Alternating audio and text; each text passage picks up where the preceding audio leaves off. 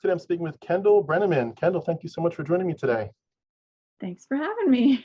And I've been looking forward to speaking with Kendal for a while, and I'll give you a whole bunch of reasons for that. Number one, Kendal was born in an area where my family's from, Lancaster, Pennsylvania, which we'll dive into in a little bit. I wasn't actually born there, but my family's there now, but I was born near the Philadelphia airport and grew up there. But Kendal is an actress. Start with the big picture, then I'm going to zoom into some fun things. She was born again in Lancaster, but she moved to Los Angeles, California when she was 18 to pursue a career as an actress. And she's done numerous short films, in addition to periods of being a stand-in or a background actress for television and film. And in 2011, Kendal relocated to Paris, where she began producing her own short films. And you got to tell us in a minute about Paris. That sounds amazing. And especially the crepes and all that and the dark chocolate.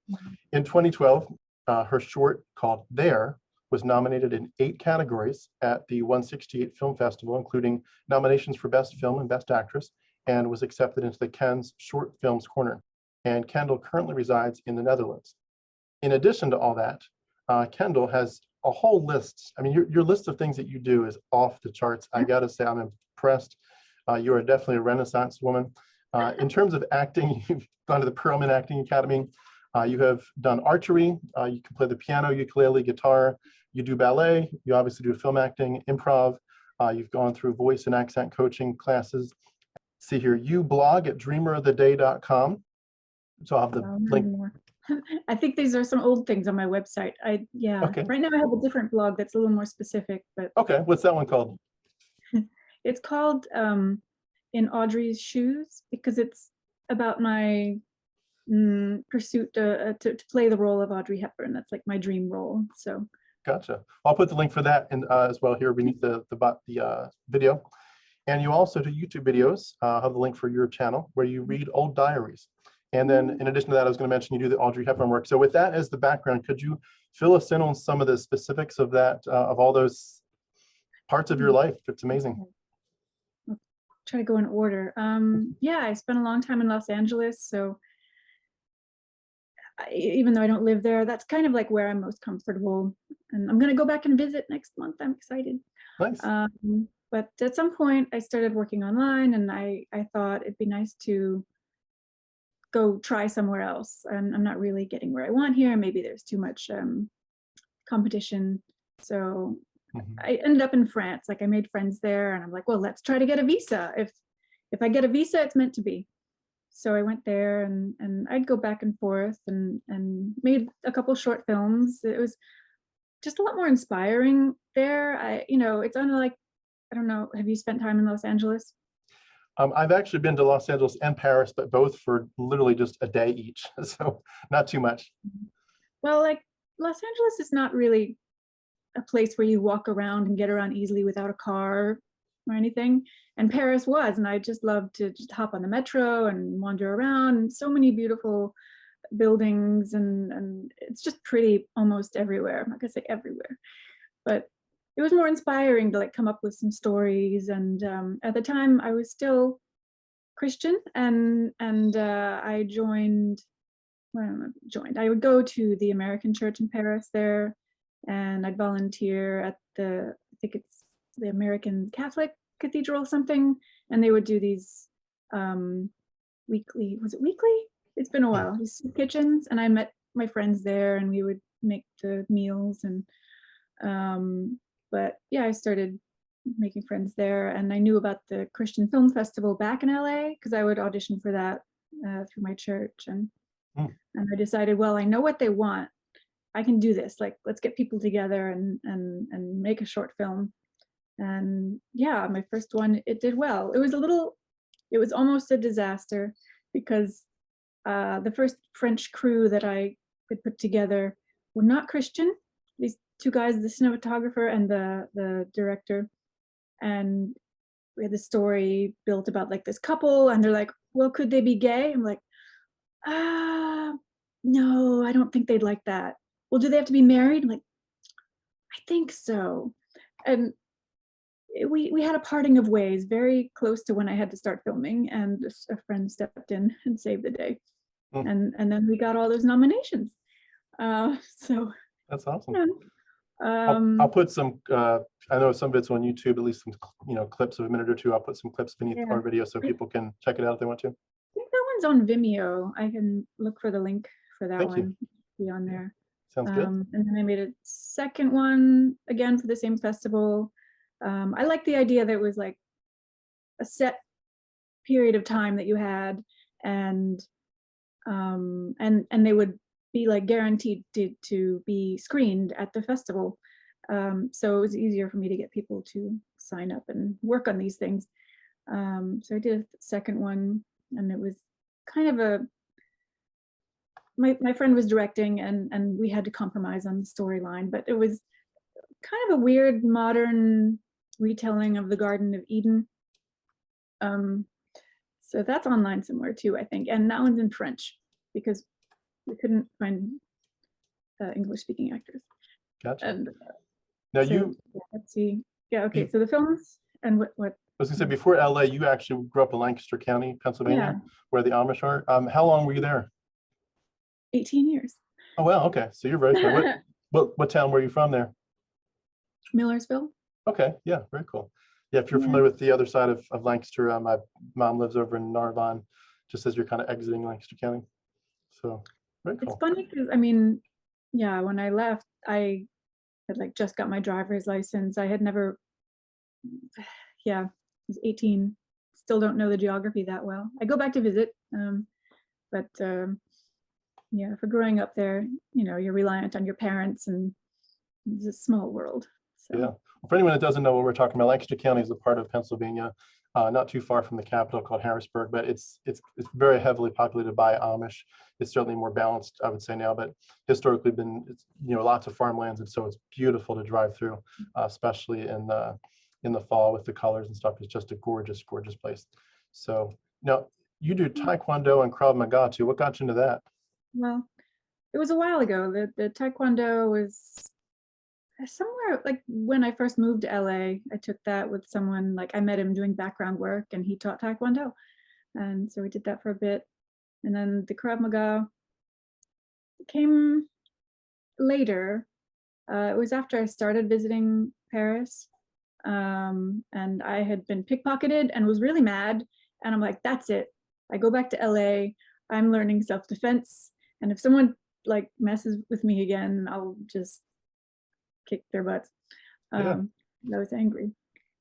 So I took Taekwondo Krav Maga for a bit.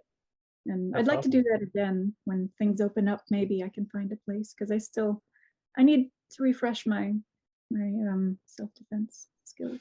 We had a neighbor years ago, who's a really cool guy. He was a teacher at a school, and it was right after one of the school shootings somewhere. A lot of schools were trying to figure out, like, if there was a school shooting, do we have a few point people who would teachers who would actually, protect the students really well. And so they hired this Krav Maga team, like actually from Israel, a Krav Maga team they were hardcore, like they trained the military in Israel. And he went through it, and he said it just killed him. I mean, he literally was like, when he was done, he was on crutches for a week. It was so painful, rubber bullets and everything. It was the real deal. Oh, I didn't get to that. He was like ready to actually, hopefully, defend the school if he ever had to. Could you tell me? That I did they had levels at the place I went, so I kind of graduated from the first level, and that test was like, I don't know, 5 hours, like a day. It was the day of basically just nonstop, whatever they told you to do, punching and kicking, and I was like, well, I have a tendency to pass out, so I'm gonna do this, and the only reason I'm gonna stop is if I pass out. That's it. Like I will just, even if I'm like, so I made it through, and I didn't pass out, so I was proud of that, but it was very hard. Yeah, I'm sure. Well, before we jump in your story, could you tell us a little bit more about the Netherlands, and also about your work with the whole Audrey Hepburn story? What's that all about? All right, the Netherlands. My boyfriend's Dutch. He lives here, and since I was in France when all this happened and they were shutting the borders, and my online income kind of tanked. I mean, this is kind of a really unusual thing, and I didn't know what to expect, and I didn't want to be separated like that. It just made sense to come here, and I got a visa, thank goodness. We'll see if they renew it though. Still haven't learned Dutch. I do want to. I'm not avoiding it. So I'm here, and it's very flat. It's flat. There are tulips in a lot of the touristy parts, right? Where Yeah, I've seen a bunch of pictures. Is it the north? I'm kind of bad with directions here. But yeah, we went to try to go see some of them. We didn't go to see like the bigger, well-known field.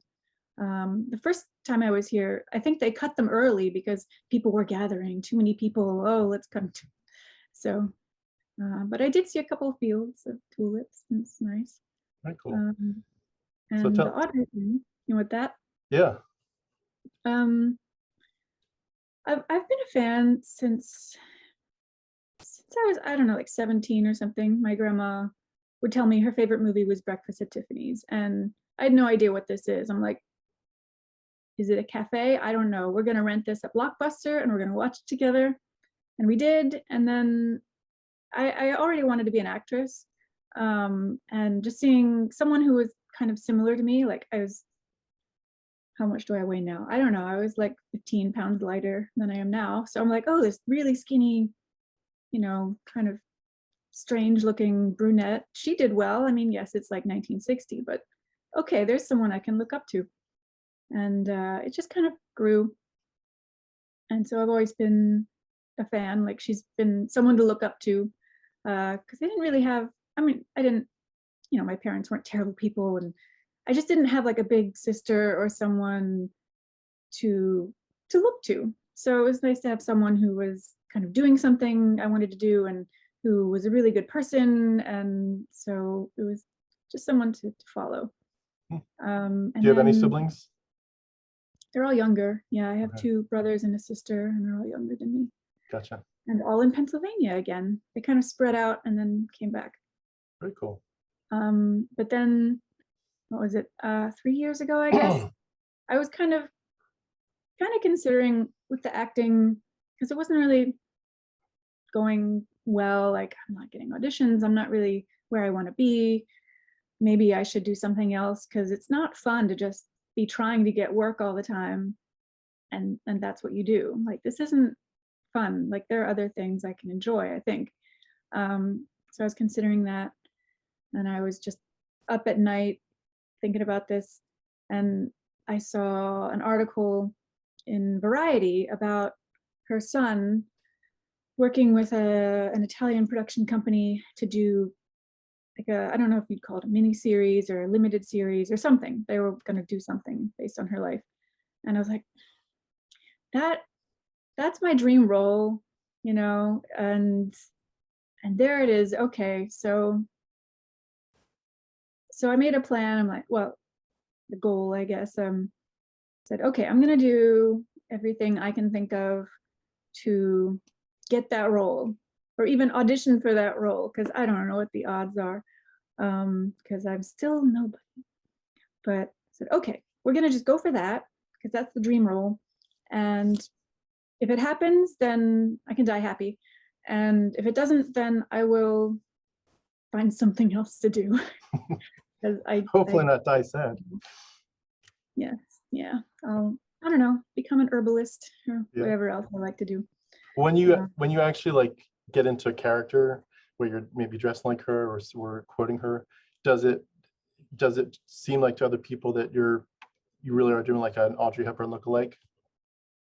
I get a lot of compliments, and I just did this kind of branding survey for myself. I'm still kind of passing it out amongst friends and, you know, acquaintances, and it's kind of surprising because I mean, I know I can do makeup and hair and a different voice and everything, but like when I look in the mirror, I'm like, no, like everything's different. Like my nose is skinny, my lips are like, there's so much different. Like I don't know who I look like.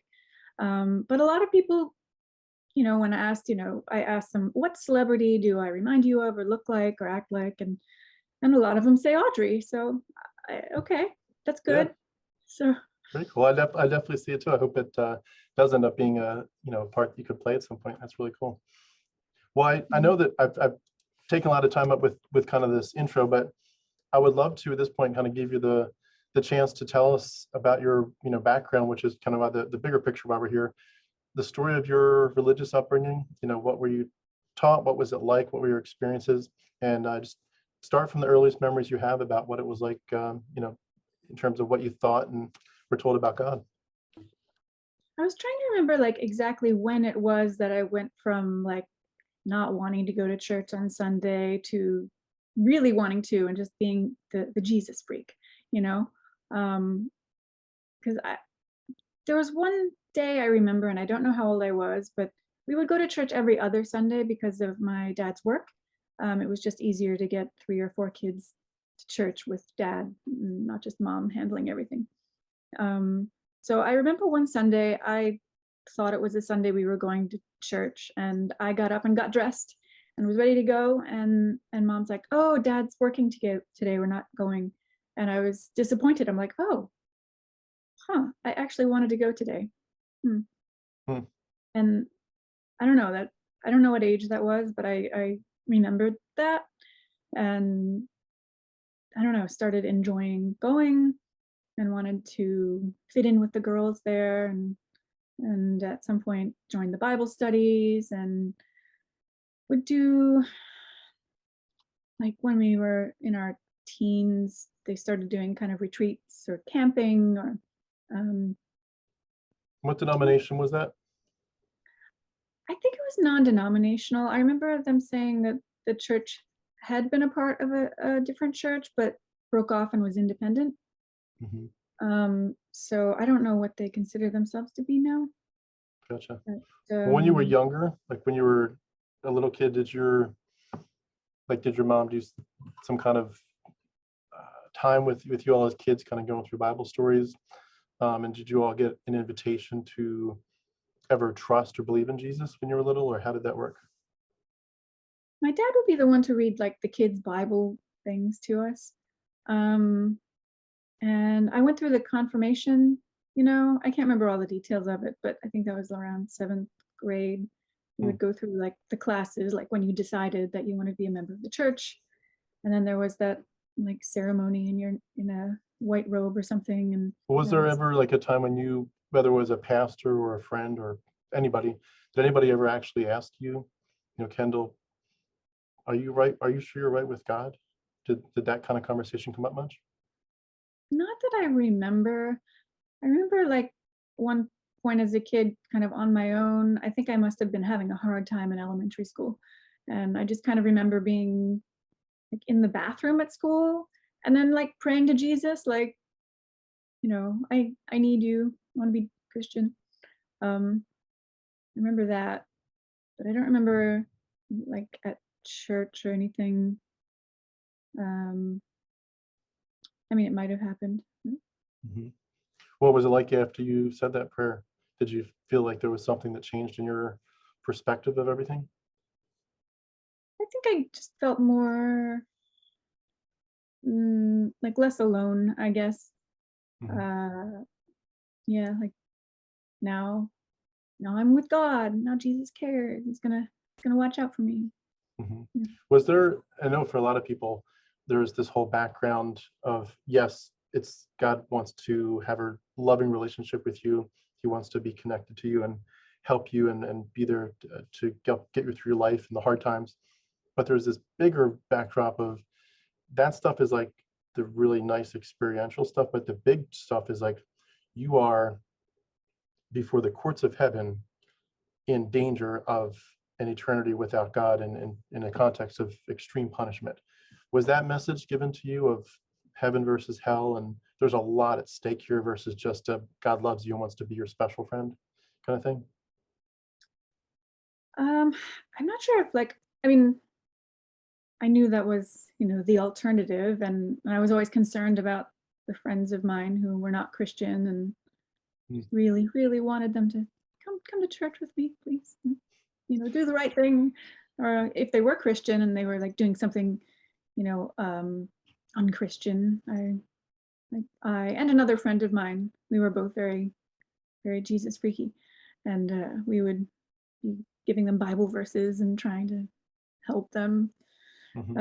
Terrible. But did you actually fear that they might, if they died, for example, in a car accident, that they would actually be going to hell with no chance of ever getting back to heaven? Yeah, I mean, that was a fear for a long time. I mean, when I got to be an adult, I wasn't as pushy about it, I guess, especially with people who are older than me. I just like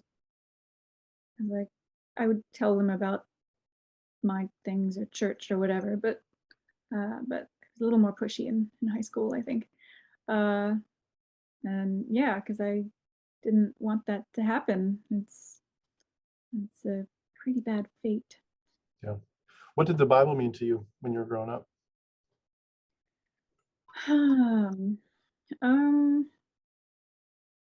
it, it's funny because I was flipping through it the other day. Like, I still do a lot of study, but it's mostly like online, and I look things up online. But I wanted to look things up in my actual Bible the other day, um, and just flipping through, I'm like, gosh, I kind of remember like how like special it felt with these like thin little rice paper pages, and just all these stories, and it's inspirational, and um, I liked reading it. I read all the way through it at one point as a teen, and then I did it again, I don't know, when I was 20 something, except I skipped all the genealogies. um, but I liked it, and I really valued like the first Bible that I bought. Um, you're given one at church with your name on it and everything, but my friends had like these really amazing Bibles. I'm like, I want one of those. They were expensive. And I went to the Christian bookstore one day, and that Bible was on sale, and I'm like, yes, I can have it now. So And you I would still have have it seen somewhere. the Bible though as an actual message from God, not just as a message from some men with a, positive Yeah, message. This was actually from God, right? yeah, it's strange. I mean, like I know as a kid you just don't always think about things. I'm sure some are brighter than I was, but yeah, I never really thought too much about who wrote it, or when. I mean, I knew the New Testament was around the time of Jesus, but um, we might have even assumed that, it was written by people who like spent time with him. Um, it was strange. We didn't spend a lot of time on that, and I didn't think about it much. Hmm. Wish I had. Yeah, likewise, I was the same. I had a lot of questions. I was very inquisitive, but looking back, I would say it was at least passively hidden from myself and from everyone else in church and Bible college. I went to Lancaster Bible College here, not too far from where you grew up. But it was one of the biggest shocks of my life when I began to do my investigation a few years ago that eventually led to my deconversion. Little did I know. Um, didn't expect it to go there, but I know it you're just, just like, I just want to learn more, and yeah, like, oh, figure out oh, that's not going the right way. why there's issues that don't seem to have good answers. But it surprised me that very few people ever brought up significant issues. It's so many, even just names of people that that you really should know about if you're going to be a Christian and you're going to truly live this stuff and love it through and through. You need to know some basics, some bare bone basics, and they didn't teach us almost anything. Yeah. It's funny. One I of wonder the if they knew. Like, they probably Yeah, didn't know either. I So, wondered sometimes who does know. Yeah, who's keeping it to themselves, hidden, and who's like, I have no idea what you're talking about. So for example, with my big project on Enoch, if you told most Christians the New Testament quotes Enoch at least 100 times, and I've found like about 150 quotes so far of it, I think most Christians would say, I don't know what you're talking about. I've never even heard of Enoch. Does it quote Enoch? Probably not. They just don't know about it. It's just off the radar, and it does make you wonder who's just oblivious to this stuff and who's actually aware of it, but keeping it close to their chest. And it kind of, when you realize some people had to know this stuff and just didn't tell you, it makes you cringe. Like, are you guys like literally charlatans? I mean, you feel like charlatans. You feel like you kind of tricked us, but maybe it was very passive. But which of you actually knew this stuff and purposefully kept it from us does that make you an actual trickster? And I think that's part of, a lot of people that deconvert struggle with that anger over who knew this stuff and just didn't tell us. And it's an interesting dynamic. As you went in on your story, I'd love to, before we talk about your deconversion, I'd love to kind of hear about the whole, you mentioned the word Jesus freak, which I know that was an earlier term, but I know with DC Talk, with some of their songs, kind of made it more popular to be a Jesus freak. Saw them in concert. Yeah, Newsboys and all that. What was it? The Creation Fest? Yeah. Yeah. Yeah, I didn't get as much into DC Talk, but I loved Newsboys. Newsboys, I could play their They were songs. there too. It was this huge thing, Creation Fest. I think it was either Newsboys or DC Talk, and I remember them having like this like turntable thing that I think the drummer was on. Mm-hmm. Quite a show. Yeah, very cool. Christian Woodstock. When you're looking at that era of your life, what was it like? Just both your private time with God, your desire for ministry, like what was if someone were to say to you at that point, Kendal, let's take away all the extra stuff, like maybe you want to go get a new outfit here, maybe you want to go to the lake sometime just to have a vacation, let's get past all the nice but somewhat fluffy stuff, like let's get down to the meat of life, and someone were to ask you at that point, Kendal, what is the deepest desire of your heart as a teenager? What are you really all about? What would make your life fulfilled? And what do you feel like if you were to, die early in life, you would have, if God said you've got 1 year to live, what would you have spent that year doing as a teenager? I really wanted to have a boyfriend, but you reminded me, and I can't remember exactly what I put, but I remember like in the yearbook, they ask you for a quote or what you want to do in your life. And I know mine was something, about doing God's will, I forgot about that. I heard that somewhere. Yeah. And Can I ask about that? What did God's will mean to you? I don't know. I guess it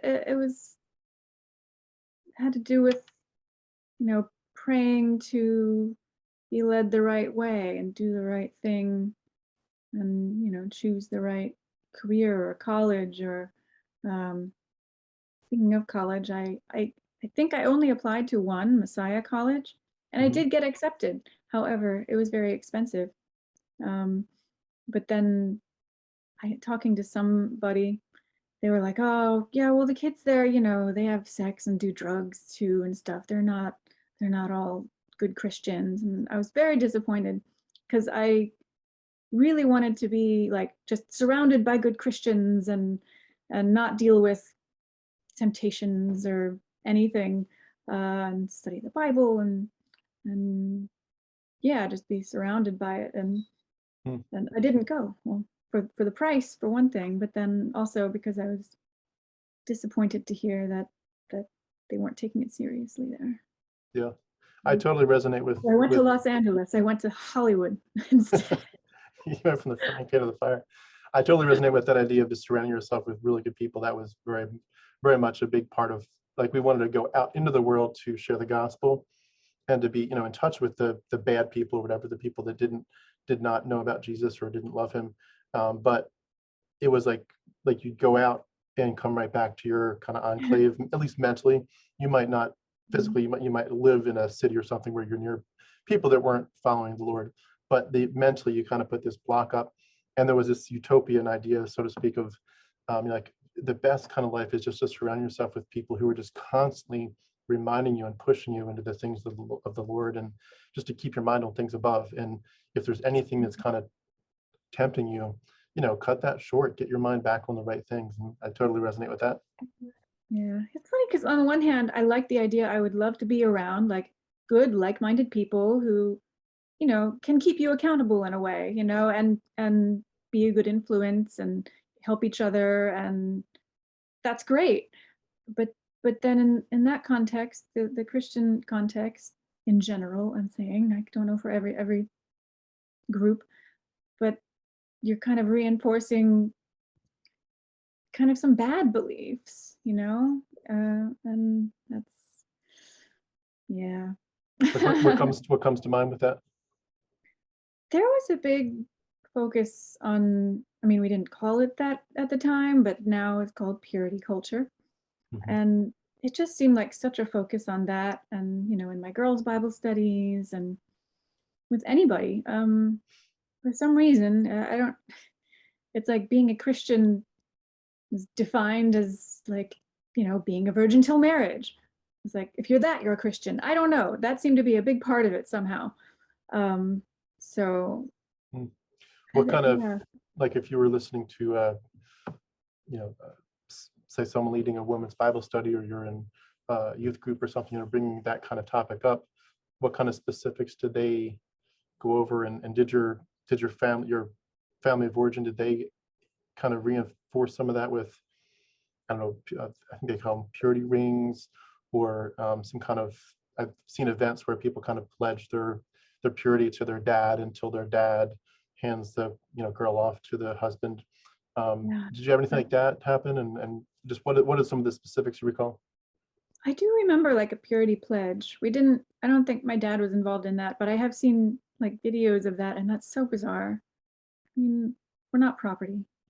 Um, but I did get a purity ring. According to the Bible, you are, And it's, which is the um, scary thing that people can't see that. Anyway, I digress. yeah, yeah. I did get the True Love Waits ring. Um, I got it after a friend of mine who was Christian, I think. He was a couple years older than me, and he'd gotten his girlfriend pregnant. And so it kind of got me thinking about this more than I had been. I'm like, well, I don't want that to happen to me. I don't want to deal with that.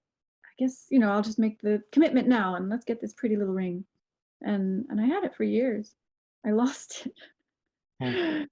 Um, but Well, can yeah, you tell us, like, for someone that's totally oblivious to purity culture, what would you say are some of the major tenets of it, for people that were really in it and thriving and supporting it? I mean, basically it was, you know, you don't have sex till you're married. But then there's always the question like, how far and what can you do? And like, I have known people who didn't even kiss their spouse till they got married. Um, yeah, Do you know how some of those people are doing? Did some of them work out they're okay? still married, but they were, you know, back home in Pennsylvania, and they're still like in the church and in the community very tightly, and you know, all their family, and so Hmm. I mean, yeah, I don't know their personal states, but they always seemed like a I'm thinking of one specific family that had lots of children, and their children have lots of children. Um, they always seem, I don't know, happy and connected and everything, and that's nice. But Yeah. One of the yeah. things that I think is interesting about that group is, you mentioned, you know, that women are kind of treated as property, but it also lends to a very big dividing line with, like, the biggest one, of course, is virginity, and kind of get this scarlet letter if you've crossed that line. I remember even as a young kid here, way before I really knew what was sex, but I remember hearing a girl get up in church on a Sunday evening and apologize to the whole church for getting pregnant outside of wedlock, and, you know, all in tears. I'm so sorry I did this. And the guy wasn't with her, which was interesting, but maybe he wasn't a Christian, so it wasn't involved. Maybe that was irrelevant. But the girl gets up and apologizes to the church, and so I remember from the earliest days kind of getting the sense that if you cross that line, you've crossed a huge line. So it's kind of, virginity culture is a big part of it. And there was a big push, I remember, with, if you cross that line, Josh McDowell or someone was talking about, you can have second virginity, like get it, reclaim it, Mhm. basically by pledging to, you know, to cut it out till you're married.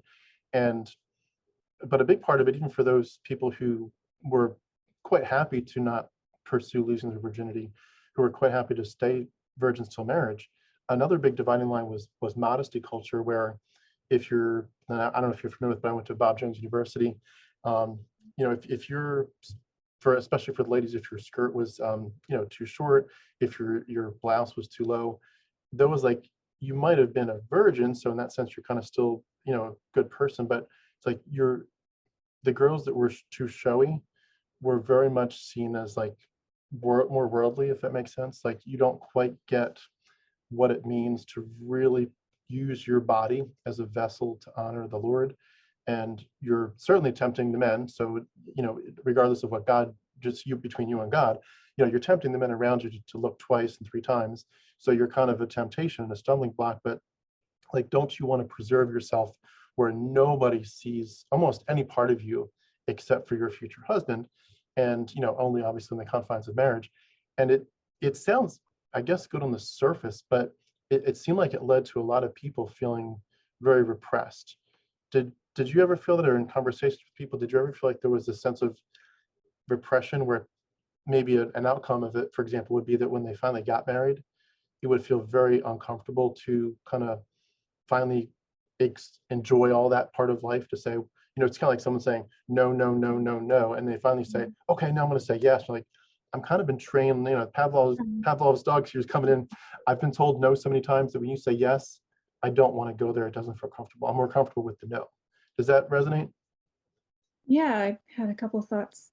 I'm sure people have had even worse experiences. I was watching some video. A woman had been doing a survey of Christians next Christian women and finding out, how their experience was with that.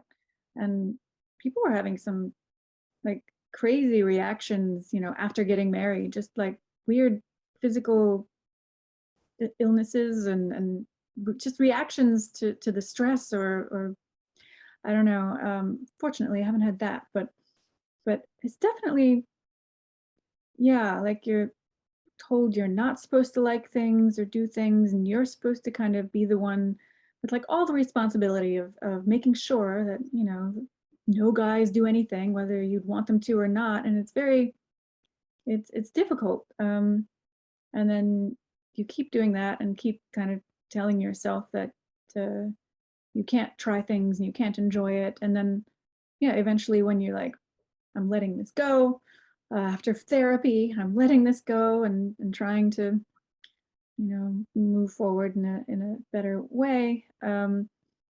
It's still hard to get rid of that. There's still, things that I just don't feel normal about. Like, I have boyfriends or other friends, and they're just much more at ease with themselves, and they didn't grow up in the church. And it sucks. It sucks to not really have full control over that because someone else kind of trained you, and like taking the responsibility for your, my first boyfriend was a couple years older than me. He was in high school, and we got along, and he was this good Christian guy, but I didn't really feel like dating him, but he really wanted to date me. So I'm like, oh, okay, I'll give you a chance. And then I didn't know how to break up. I tried, but he was manipulative. But I was trying to break up because he was like pushing boundaries that I didn't want him to. And it was really stressing me out, and I didn't know what to do. And I also didn't know who to talk to, because I felt like, if I tell anyone this, like, who do I go to? And then they might look down on me. They might not help me. They might, blame me. And finally, like, I was with him for like 2 years, and finally left. But I remember almost having help. Like, I talked to one girl in the church and the pastor, and I felt like I was going to get help. And then suddenly people backed off and just didn't want to help. And it was hard because I didn't want to be in that relationship. But I don't know, when you feel like you're going to get judged, whoa, what were you wearing? I don't know. Why didn't you say no? Why didn't you do this or that? Like, I'm 17, guys, come on. Yeah, exactly. It was hard. And I was glad to get away. I pretty much only got away when I moved to Los Angeles. So, when you look at that too, you touched on something that makes me think of the word gender roles. Was there an expectation in terms of, I imagine, especially like in Lancaster County, and you mentioned you're the one person who had lots of babies and they had lots of babies. Was there an expectation and a pressure on you, or did you feel like you were free if you wanted to pursue a career more, or if you wanted to just have, one or two children and stop there? Was there any expectations that you felt, or was there kind of like a freedom to go your own way? I mean, I kind of felt like it was just what you did. Like I had this idea that I would like go to college, get whatever job, I don't know, meet a guy, get married, have kids, and this was like the order you did it, and everyone did it, and like half the people did do that, but I don't know how. It's difficult to find a good guy. I am amazed at anyone who found them when they were 20. Um, I felt like it was slim pickings in my town. Hmm. But yeah, it just was kind of, I guess, I mean, what I expected, you just see that, and I thought I'd have a bunch of kids and raise them good and Christian, and on a farm. I don't know. Yeah, Just little soldiers for Jesus. yeah. Well, in terms of just stepping away from the whole relationships with guys and gender roles, how did you feel about just sexuality in general? Did you feel like you were comfortable thinking of yourself as a very sexual person? Um, like I know, for example, for guys, just it's kind of a cliche, and I've mentioned this a number of times, so I won't go into the stories behind it, but it was like a constant message in the men's Bible studies and so forth in a Bible college amongst the guys talking privately, like stop masturbating, guys. That's not pleasing to God.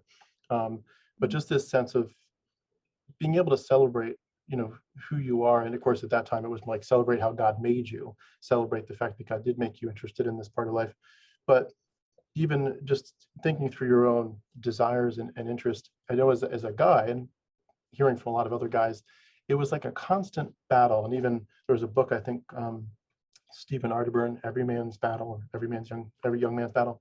But this idea of like every guy is constantly thinking about it, but knowing he shouldn't be constantly thinking about it, and knowing it means so much to him, and yet he should have his mind on things above, on heaven and God, the gospel and the kingdom, lost souls, you know, uh, killing the sin in us, killing our selfishness and our pride, all these things. Like you've got this constant battle.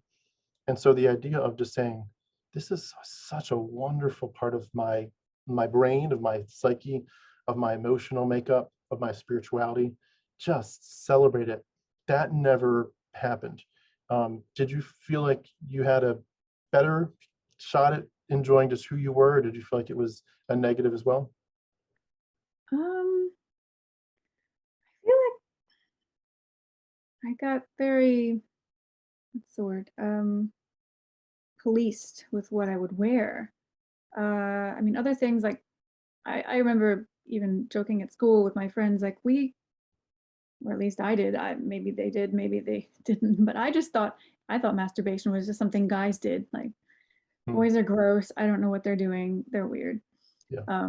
So A lot of guys thought that girls were yeah. thinking that too. Yeah. For sure. I mean, no one, yeah, I don't know. We weren't told anything or taught anything, and yeah. But like the clothing, we had the dress codes at school, and then yeah, the whole, don't make the men stumble. I know in high school, it was so frustrating. I remember like walking ahead of a guy friend, and I was wearing shorts, and he said something to me about my legs or my butt or something, and I stopped wearing shorts like for years. Like I Hmm. still only own like 3 pairs. um, just I don't know, it made me uncomfortable, or I didn't. Yeah, I saw that I was being seen in this way, and I'm like, oh no, I can't do that. But it was frustrating because I just wanted to wear what was comfortable, and on hot days, I like the tank tops and bikinis or whatever. Like you just want to be comfortable, and no matter who's around, but you're constantly getting judged. And then I did wear shorts one day, and a girlfriend like judged me for that. We were at it might have been the Creation Fest or something or other, Hmm. and I'm like, oh my gosh, they're shorts. Uh, so we're all judging each other, and parents, my dad, um, kind of policed what I would buy because I would like some little short skirts, and but I'd have to make sure they weren't too short, and Hmm. uh, yeah, it's not like I was buying them, I don't think, like to tease the boys or anything. It's just, it looks cute. I like how it looks. Um, these days, I mean, I still like how they look. I don't like wearing them because they're not comfortable anymore. But you should be able to, and it's frustrating to have so much attention on your clothing. And I remember it never happened to me, but I knew at school, like if they thought, like if a girl was wearing a tank top or something, they would have just like some t-shirts in the office, you know, so she could wear a t-shirt over that because that's just not appropriate. I did have one skirt I bought and I really liked it, and it had like palm trees printed on it. It was some cheap Forever 21 thing, but it had like a slit in the side. And my teacher, she was a female teacher, but she was also Christian, um, told me I should, like, shouldn't wear that or should sew it up. So I sewed it up. But it's like, oh my gosh, like why do you guys care so much? Uh, so I Yeah. didn't care as much as other people, really. I was, one of my classmates he's like, I'm gonna start a nudist colony in the backyard. Who's in? I'm like, I'll come. I'll come. I was kind of open-minded in some ways, but Hmm. Well, one of the things that we're touching on that's really interesting, and kind of to wrap up this part and then zoom out a little bit, is the whole idea that a lot of people growing up in Christian circles really feel just inherently wicked, whether it's in the sense we're talking about where a girl might be a temptation to a guy and she needs to be more careful about, protecting her brothers in Christ, or guys with we're talking about masturbation, just, but whatever it is, and there's a lot of other examples we could bring in, but people just feel inherently dirty all the time, where they feel like there's something about them that's either making other people stumble, or they're making themselves stumble because they're so worldly or earthly, whatever, they're sinful, too focused on pleasure. And when you broaden it out to just the theological level, I think a lot of people realized that the message was drilled home to them that whether we're talking about your body or a whole bunch of other areas of life, you are wicked. Like there's something in you called sin, and that it is going to be a constant lifelong battle where you are going to have this part of you, even as a Christian, that's going to want to do things that are base, that are lowly, that are earthly, that are against God, and that God is inviting you to renew your mind constantly and use your life to glorify Him. But that before you were saved, you were just wicked, nothing but wicked. And that even when you're saved, that the wickedness is still in you. The sin in you, like talks about in Romans 5, 6, 7. The sin in you is like a corpse that's strapped to you, and then it's like you're just like trying to get rid of it, and you have to truly just keep on beating it down because it's going to keep on coming back up to get you. Did you feel that theological background as part of your upbringing, and how did that affect the way you lived your life? um let's see. I mean, I guess, the sexual things are always a challenge, whether you're single or dating. That was always had to deal with that one. Um, but let's see. Like when you were, for example, It's hard to just remember like, sometimes like how I felt so long ago, and what I thought. Sometimes I can remember, and then sometimes it's kind of harder to get back into that mindset. Um, for example, when you were maybe doing prayer time, what would you pray about this sin in you to be eradicated, to be put to death, or to be I diminished? remember several times just being so frustrated at something that I'm like, you know what, God, I give my free will back. Like freely, I give it back. Like just make me do whatever it is you want to do. Like I'm not getting this right. Didn't work. Um, I tried. But yeah, I just felt like no matter what I would try, I don't remember what it was about, but I do remember praying that at times. Just take over, please. I'm not doing it right. With God's will, did you ever pray a prayer like this? And this was a big deal for a lot of us at my Bible college and some of the people I've worked with, but they would say stuff like this: God, whatever your will is for me, make it happen, even if you have to take away things that when you take them away, it will just hurt so bad. In other words, in a shorter way, God, make me holy, whatever it takes. If you need to literally make me a quadriplegic, if you need to give me cancer, I want to be holy more than I want anything else in this life, meaning I want to look like Christ. I want to live the gospel that is, you've judicially made me have peace with God and just shine the light of Christ, but I want to actually shine it truly. I want to live out kind of like I'm going to totally shine for Jesus in heaven. I want to have as much of that happening now as I can before heaven. So make me holy, even if you have to take away good things. Did that part of pursuing God's will and holiness come into play for you? I don't remember thinking in that way. It's very extreme. Might Yeah, have. extreme's a good way to put it. Yeah. When you're going through that part of your life, teenage years, you're on fire for the Lord. Do you remember ever sharing the gospel with anyone? Did you ever lead anybody to Christ? Hope not. Did you try to put it that way? Did you I try to get the gospel out there? tried, like I had some atheist friends. You had some atheist friends, you said? Yeah, at least one I can remember. Really? Did you ever kind of investigate why they wouldn't believe? I don't know. I mean, I guess he wasn't brought up that way.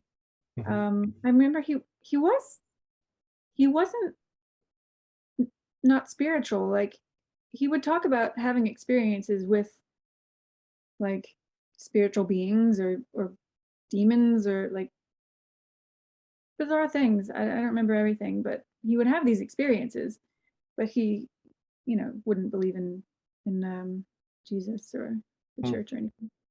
Did you believe in the demonic world? Did you think there were angels and demons trying to get you to pursue God or go away from God? Yeah, I mean, and I still believe there's a lot of things that we just can't perceive. I mean, people are having all sorts of different like real experiences and the near death experiences. I kind of went on a kick watching those on YouTube. It's very interesting. It is. Um, on the one hand, I would like that. On the other hand, I don't want to be near death. Um, it might be painful Yeah. and involve a hospital stay. But Mm. um, but yeah, we definitely believed in the angels and demons um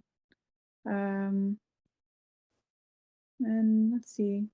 I know there's one time, and it's tough now because it was so long ago, but I remember like being in bed and like getting really freaked out and hearing some kind of weird like scratching on my bed. I'm like, in Jesus' name, go away, in Jesus' name, and it did stop, but freaked Mm. me out. Um, who Hopefully it knows? wasn't a mouse. Oh my! But no, yeah, I'm not gonna. There are other dimensions and frequencies, and I have no idea. Like, I don't really have experiences to say anything for sure. Mm. I'm not going to deny that things exist. I just don't think they exist in the way that the church teaches it, or in this real like battle for souls way, because I don't think there's like, well, there's just no point. Yeah, for There's not a sure. hell in the way that we think there is. So Well, that's a good segue then to maybe start to probe into what took you away from Christianity. It's always I'm amazed at how everybody's story is a little different. Some people are like, it was a year or two, it was 10 years, it was, I got out in one single day. I can remember the hour I escaped, or people like, no, I just remember at some point I looked back and said, I guess I'm not a Christian. But I'd love to kind of dig into your story next as to how you began to transition out of it. Like, what were the earliest red flags? And since you're in the Netherlands, with the dams, what were the earliest pieces of the dam that began to fall apart and the water starts trickling through? So if you could take us through that, and I'd love to hear that part of the story. yeah, I remember even when I left Pennsylvania, and it was like a year or two after I was in LA, and I was seeing someone, and we went to visit my cousin in San Diego, and hotel rooms are expensive. It would be ridiculous to get two hotel rooms. So we got one hotel room, and we were not, I mean, I guess, I can't remember who was like sharing a bed. Might have been 2 beds. I don't remember. Sharing a hotel room. But my cousin, I guess, told her dad, who told my dad, who called me later and just told me that I was being like a bad example or a bad I can't think of the word, but you know, because I'm supposed to be Christian, you know, and my cousins I think were not, and that side of the family was not really, and it just reflected badly on him and the family and me and whatever. Hmm. And it's like, wow, okay, I guess I'm not visiting her again. Like I have spies everywhere. Okay, and it was really frustrating to be so judged as an adult, and I was even trying my best. Like we were not, I mean, you know, we would fool around and everything, but you know, I was still not having sex at that point.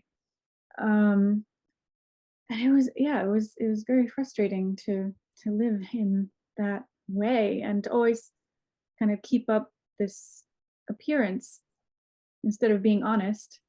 I'm sure for years, you know, I just had to keep up appearances for my dad, basically. um, Yeah, at some point, I gave that up. And I totally agree with that. And it's the word you mentioned, appearances, was a big deal for us too. It's like, it doesn't matter if you didn't do anything, even if you didn't even remotely think about it, if it wasn't even on your radar to cross certain lines.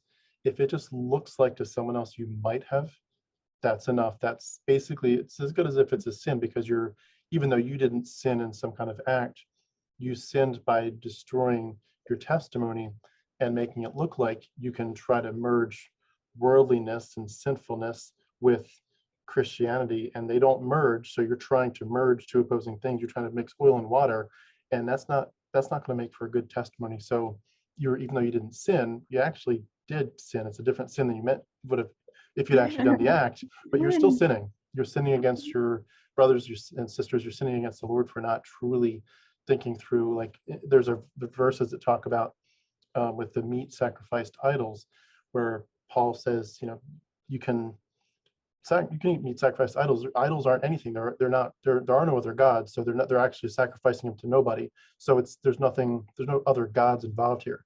But then he says, and it's probably, you know, scribes arguing with each other, not actually Paul, but just, you know, people in the text arguing, and you know, 2 chapters later he's saying, but if that's going to make my brother stumble, you know, don't do it, because what could be more important than, you know, getting someone into the kingdom? And if by doing certain activities I make people think less of the gospel, I literally could be the reason that they reject Christ. And yeah, it was very, very black and white, no gray area. yeah, it's difficult. I even lived with a boyfriend who would become a fiance. Like I can't remember how long, but I lived with him, still not having sex, but I was living with him. So it was, yeah, it's a strange lifestyle. Hmm. And then I was also thinking about all the clothing and whatnot, and how we're always talking about, you know, what we're wearing and showing too much skin and tempting the boys. But I just read about like Victorian women would carry around hat pins, and they got larger and larger, and they had like massive sharp hat pins that they would use as weapons against like men in the street or the streetcars or whatnot, who would be a little handsy or, you know, in any way aggressive and assaulting them, until I think they started banning hat pins or limiting their length. Um, but even then, like they are not showing ankles, you know, and they're still getting harassed, you know. Can't win. You just can't win. It Yeah, and that brings up an interesting point too, that I spent a lot of time thinking about, and that's the idea that with sexuality and other topics too, but for sure with sexuality, when you make everything into a secret, where you tell people don't look, where a lot of people literally don't know what the opposite sex really looks like. They literally could go to their marriage bed and they truly don't know, like guys truly don't know what a girl looks like. They've just never looked. And for the guys that would have, you know, looked at magazine or some kind of whatever, some way to cross that information boundary, and get that sense of what is it that I'm not supposed to look at, they would obviously do it secretly, and they would feel very ashamed for having done so, certainly myself included. But you get this really strong sense that like you're not supposed to know about certain things, and if you do cross those boundaries, you are a really bad person, because like you're not supposed to know those things until you're married. And it sounds, again, a lot of these things sound good on paper when you're in it, at least, but the dynamic that it creates is this: when people say to themselves intellectually, like theologically, I'm going to pursue this, and this is my standard, this is my boundary, this is my lifestyle, my testimony, but they secretly on the other side say, I really am curious, and I really want to understand this, I really want to know. Not in some sexual, like they want to go do something, they just really are curious about how life works and what girls look like. And you end up with two different worlds where there's these people, and you see it, pastors all the time, where some wonderful pastor is just the bastion of righteousness to his people. Then you find out he's doing something on the side, really, really shady and maybe even criminal. And see it with missionaries. I was with New Tribes Mission for a little bit, and you'd hear of these people that were supposed to be taking care of all the missionary kids, like a couple of parents that were, instead of being in the field preaching the gospel, they were there at the mission school to take care of the missionary kids. So where the kids couldn't be in the tribe because the parents are focused on the tribal Bible translation and gospel messages.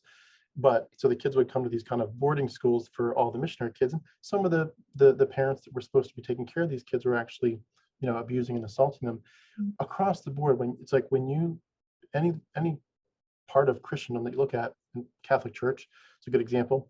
When you tell people repress, repress, repress, don't do it, don't think about it, you very frequently, you don't actually get what you want. Or like, maybe to bring it to Americanism, I remember Focus on the Family was talking a long time ago about how the importance of having a filter on your internet, so just certain sites they just never come up.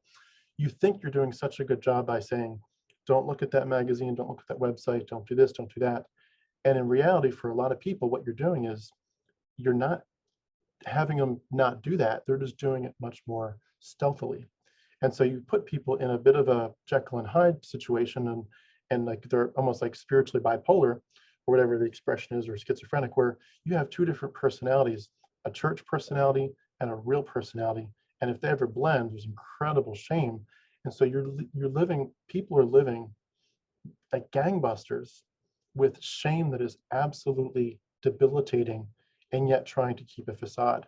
And I know for my, I wouldn't call mine debilitating, but I had that, for sure, that experience. But I knew guys were in the quietness of a men's Bible study, or just, sometimes I'd walk around the Bible college campus with guys at night just to kind of chat about how you're doing with the Lord.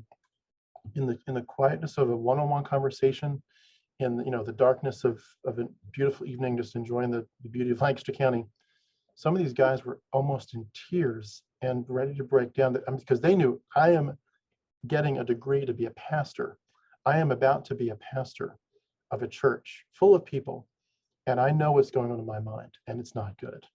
And I'm telling you, people, the churches are full of men who are living double lives, and some of it's their own fault, of course, but some of it's the construct we've set up. We've made people fit into a double life mentality, and then we praise them so much that the one side of the Christian life looks so good on them, and we ignore the fact that that's not really them.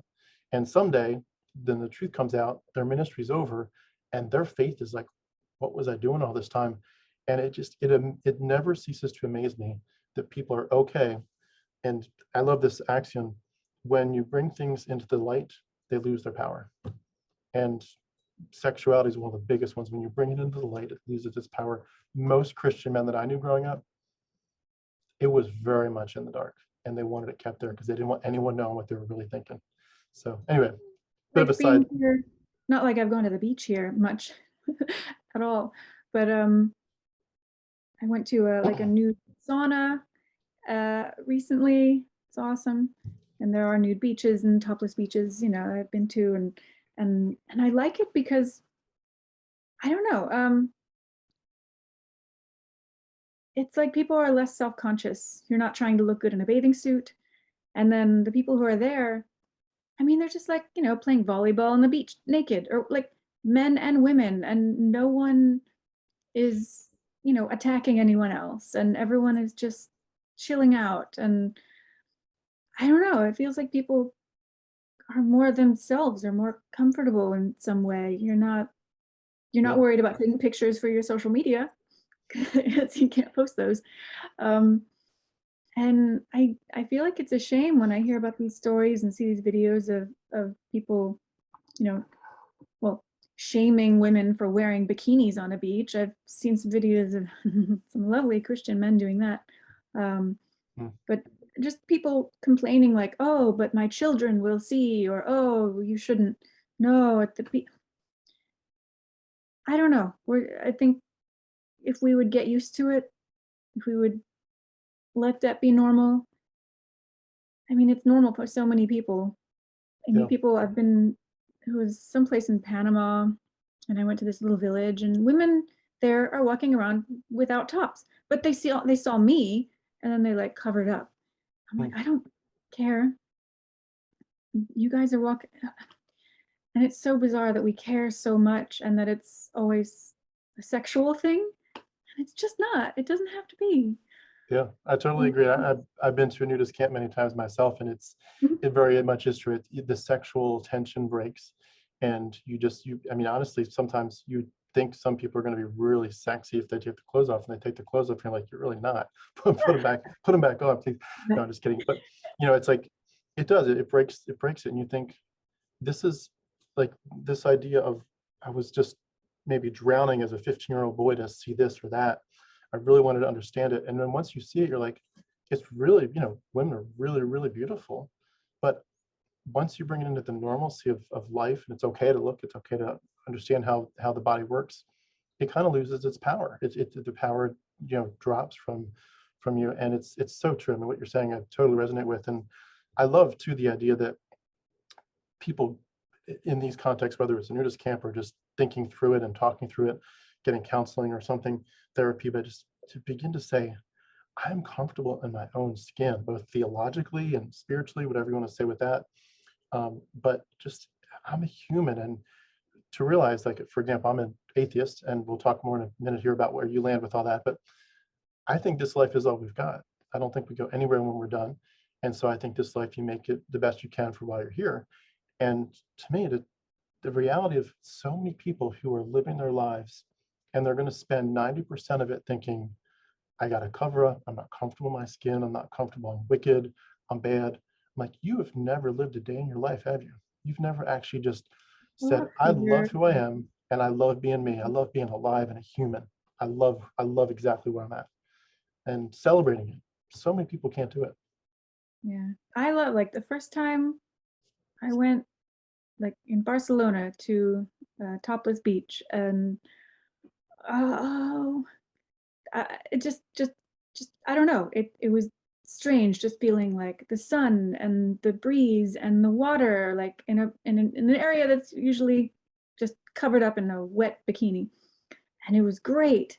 And I hate it, when some guy will, say, "Oh no, you should cover all that up, and only your husband gets to see that." I'm like, or they're like, you just want to show off, that's why you want to do it. You want to go to the beach and you just want to show off. Like, I honestly, I want to be alone on that beach. But like, why do you think it's always about men? Like, why everything we do is, to get noticed by men, or is only to be seen by men? And it's a pain. Yeah. And even if it were to be more about that, if it was more about attracting people, like, there's nothing wrong with that either. Like, it's okay to think, I want to enjoy my sexuality the way I want to explore it, enjoy it. And I don't have to have this constant shame of whatever reason, whether it's shame about a God seeing what I'm doing, or shame of other people, or what people are going to think. Like, just enjoy being you, whatever that looks like. Celebrate yourself. And I think it's one of the biggest goals that I would say I have in many areas, not just sexuality, but just to help the community of deconverting people to really reclaim their identity, and to say, what would it have looked like like just daydreaming, what would it have looked like if I'd never been instilled with these indoctrinating ideas? What would a life full of celebration, self-celebration look like? both sexually, just in your pure physical body, apart from everyone else, spiritually, emotionally. Like, what does it look like to just celebrate me with exactly who I am? And to, when you do that, when you really think through it, you realize, so many of us realize, we have no idea what it really means to just thrive as a human. And that's one of the biggest things that breaks my heart, is just this religious stuff. It truly steals people's lives. And that's why I'm such a advocate for fighting against it and ending it in the world. But I feel like I'm taking us from your story. So let me get back to you. What could you tell us anything else that you want to tell us about your life before deconversion, and then maybe start to steer us toward, what happened next in the story? Yeah, I mean, I'm sure there are other things to say. It's a long period of time. But yeah, I do wonder these days. I mean, there were things I would still try as a teen, even though I was reading my Bible and in Bible study. Like, I was also really curious about other things, and I remember somehow buying some books on like telekinesis and psychic powers, but I would hide them. I would cover them and I would hide them because I'd get tossed out real quick. Um, so I just wonder, like, what would I have explored if I felt more free to look into different things? We were, told yoga was evil. There were a Yeah. lot of things I avoided for a long time, and I'm only more recently kind of getting back to, because it's not what you leave home and you're like way too busy to like read. Um, but yeah, a lot of those same curiosities are there, and I pop back in, now that it feels safer.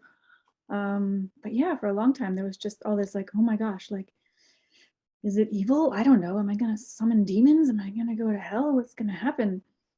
There's just a whole lot of fear, like Hmm. a whole lot. And then I have yeah, the clothing and I have to ask, with telekinesis, did you ever get to the point where you could move a pencil across the table just with your mental you know powers? what? Funny. I was in like a Bible study or something at our old church, like in the parish building. I remember there were other people there, and I remember I was into that and reading my book, and just, like, the door was open, and I'm like, it is cold outside. I'm like, door shut. I want this door to shut. The door slammed shut. I'm like, oh, okay. Freaky. But I didn't usually have luck.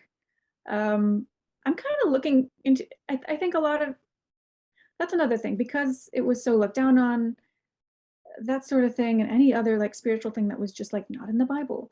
Um, you just got used to being told like that's evil or that doesn't happen or exist. So it's hard to kind of overcome that and then be open to things again. Because I feel like in a lot of things like that, if there is doubt, that affects things. So with that, like anything, like with hypnotherapy or any kind of anything you do, you're like, if there's part of you that's like, it's not gonna work, then it might not. But recently, I decided to try some new things, and I have like a pendulum, and I was doing kind of heart opening exercises to like move the pendulum, and just to be sure, I'm like, I don't, if I'm holding it like this, like my finger is gonna move. So I'm like, all right, we're gonna like put my hand on something because I don't want to move it. And who knows? It's not a scientific experiment, but I think I got it to move. Like, it was moving, and I'm like, that's a little bit more movement than I would expect from just holding my hand still. So I'm proud of that. Someday I'll be a superhero. Um, Very cool. Well, it's interesting you bring up telekinesis and magic. Just as a side note, I think one of the things that fascinates me a lot is how we as Christians, and now that I'm out, Christians who are still in it, they can't see how much magic is woven into the Bible in the sense of the paganism. Like, did that ever strike you? Like, a couple examples, like when you look at the Old Testament, I'll start there. Certainly everything is mythological in that sense, where it's a lot of magical stories, the tree of life or the tree of knowledge of good and evil, the talking snake, that all seems very magical. But even stuff like where it's more in the woven into the quote unquote historical sections, the Urim and the Thummim, do you remember that story? the stones, Mm, where I don't so think for so. centuries, supposedly God is talking directly to the people, to the prophets, to the priests. He's giving his will, but all of a sudden he has to switch gears, and he's not going to actually tell people audibly anymore what he wants. He's going to use stones, magic stones. So the priest has these, these 12 stones, which are related to the zodiac, but he's got this special pouch that goes kind of, I think, behind it next to his heart, and he pulls it out. And I'm making this up, but it's kind of the idea of like, okay, if you say, all right, I've got a black and a white stone in this bag, I'm going to shake it up. And God, if you want us to go to war, let me pull out the white stone. But if you want us to make peace with these people, let me pull out the black stone. And so you pull out the stone. Oh, okay, that's what God wants. Thinking that decision. Like that's just magic stuff. And then you look at Remember the one passage about abortion where God says if a man thinks the woman is possibly, she's been sleeping around, the baby that's in her is not yours, you take her to the priest, and he makes this little concoction of magic dust, whatever. He takes some dust from the ground of the temple, which is disgusting, and he mixes it with water, makes her drink it. And if she's been faithful, that she should be fine. If she's not faithful, that should cause an abortion. Yay, God, for being abortive. And like that's Oh, what magic. did kids ever do to you? Like what? Magic dust water. But then you think like zoom to the biggest picture, the death on the cross, and you realize that what we're talking about is the Passover lamb, the Paschal lamb. That this is about blood magic, which comes from Egypt. And so you're like, the biggest part of the gospel is about Jesus's magic blood will heal you. And like, so God can't just say, I just forgive you. You said, God, will you forgive me? Yes, I will just forgive you. He has to have blood. It has to be special blood, and then I'll forgive you. That's blood magic. I'm sorry. I mean, I would have never called that as a Christian, but it's Egyptian blood magic.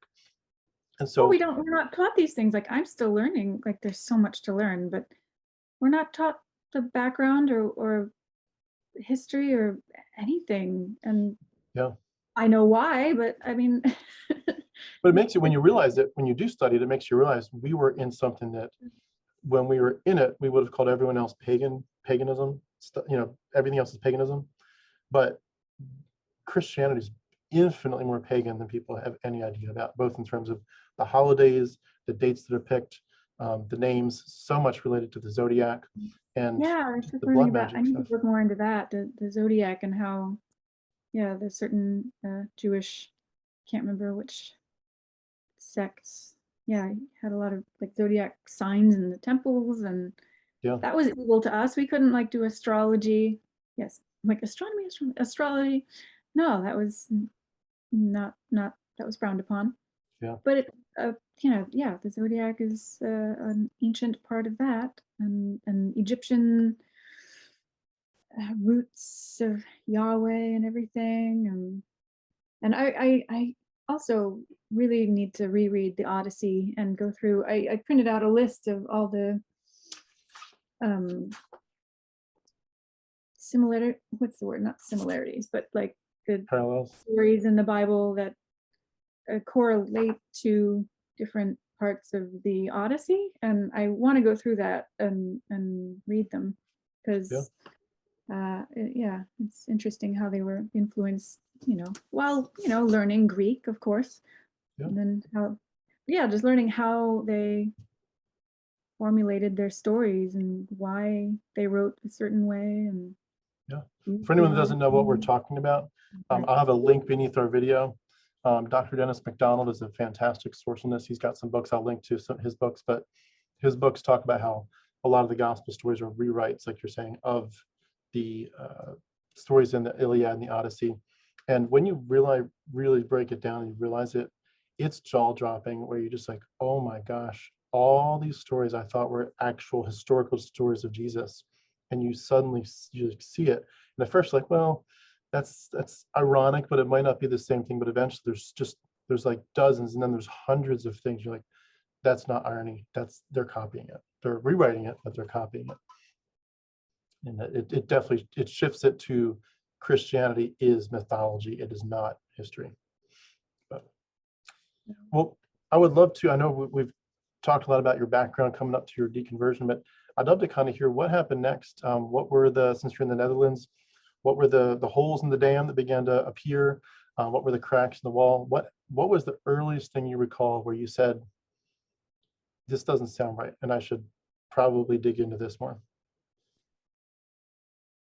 It's hard to pinpoint for me, but I know there was one thing that happened. I don't know, it must have been over 10 years ago. I must have been thinking about something before that because someone reached out to me through my Facebook page, and it was a woman who'd gone to my church growing up, and I can't remember if she had left the church. She might have left, but she recommended this book to me called Pagan Christianity, and I got it and I read it, and I still have it somewhere, and I should reread it. But Mm. it was basically about a lot of traditions or rituals, or even like how cathedrals are laid out, or how church services are, words, yeah, just the pagan roots of a lot of Christian things, and I think they touched upon the Christmas tree and just a bunch of stuff, and I was like, and we're acting like this is all like original to us, and I was just like, what, all these things are like pagan, then we shouldn't be doing these things in here, and I think that started me on the way of doing more research, and it just leads all different directions. And It's interesting that then what you just pointed out, it's just as a side note, I've seen a lot of people take what you just said and they take it to, we need to have a much more trimmed down and cleaner version of Christianity. And it always fascinates me that like they don't at least appear to entertain the idea of maybe we don't need Christianity. Like they're always like, we need a different version of it. It's been polluted, as opposed to this is bullshit. It's like, it's really weird to me that they do that. Like the Enoch thing I talked about before. There are people that I've seen where Christians will say, you know what, I took the red pill and I did some research, and you know what, damn it, you're right. It quotes Enoch all over the place. But instead of saying that's kind of weird and this doesn't make sense anymore, and let me figure out what else is wrong, they just say, I guess Enoch should have been in the Bible this whole time. So they just kind of shape, they just, wherever the evidence takes them, they kind of keep Christ at the center, keep Jesus at the center, and make whatever discrepancies come up just fit the new narrative, as opposed to saying maybe this really isn't real. It's amazing the mind how it sticks to this narrative, like whatever else be true or not true, Jesus is Lord, and the gospel is where it's at. It has to be true. The cross, the death and resurrection has to be there.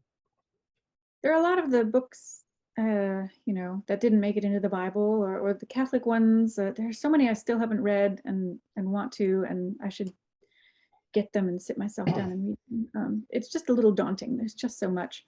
It goes on forever. But if anyone doesn't know what books you're talking about, I'll include a link with our video for, you can read a lot of them right online. So if anyone wants to know what books Kendal's talking about, I'll have the links for those. It's really fascinating to read them.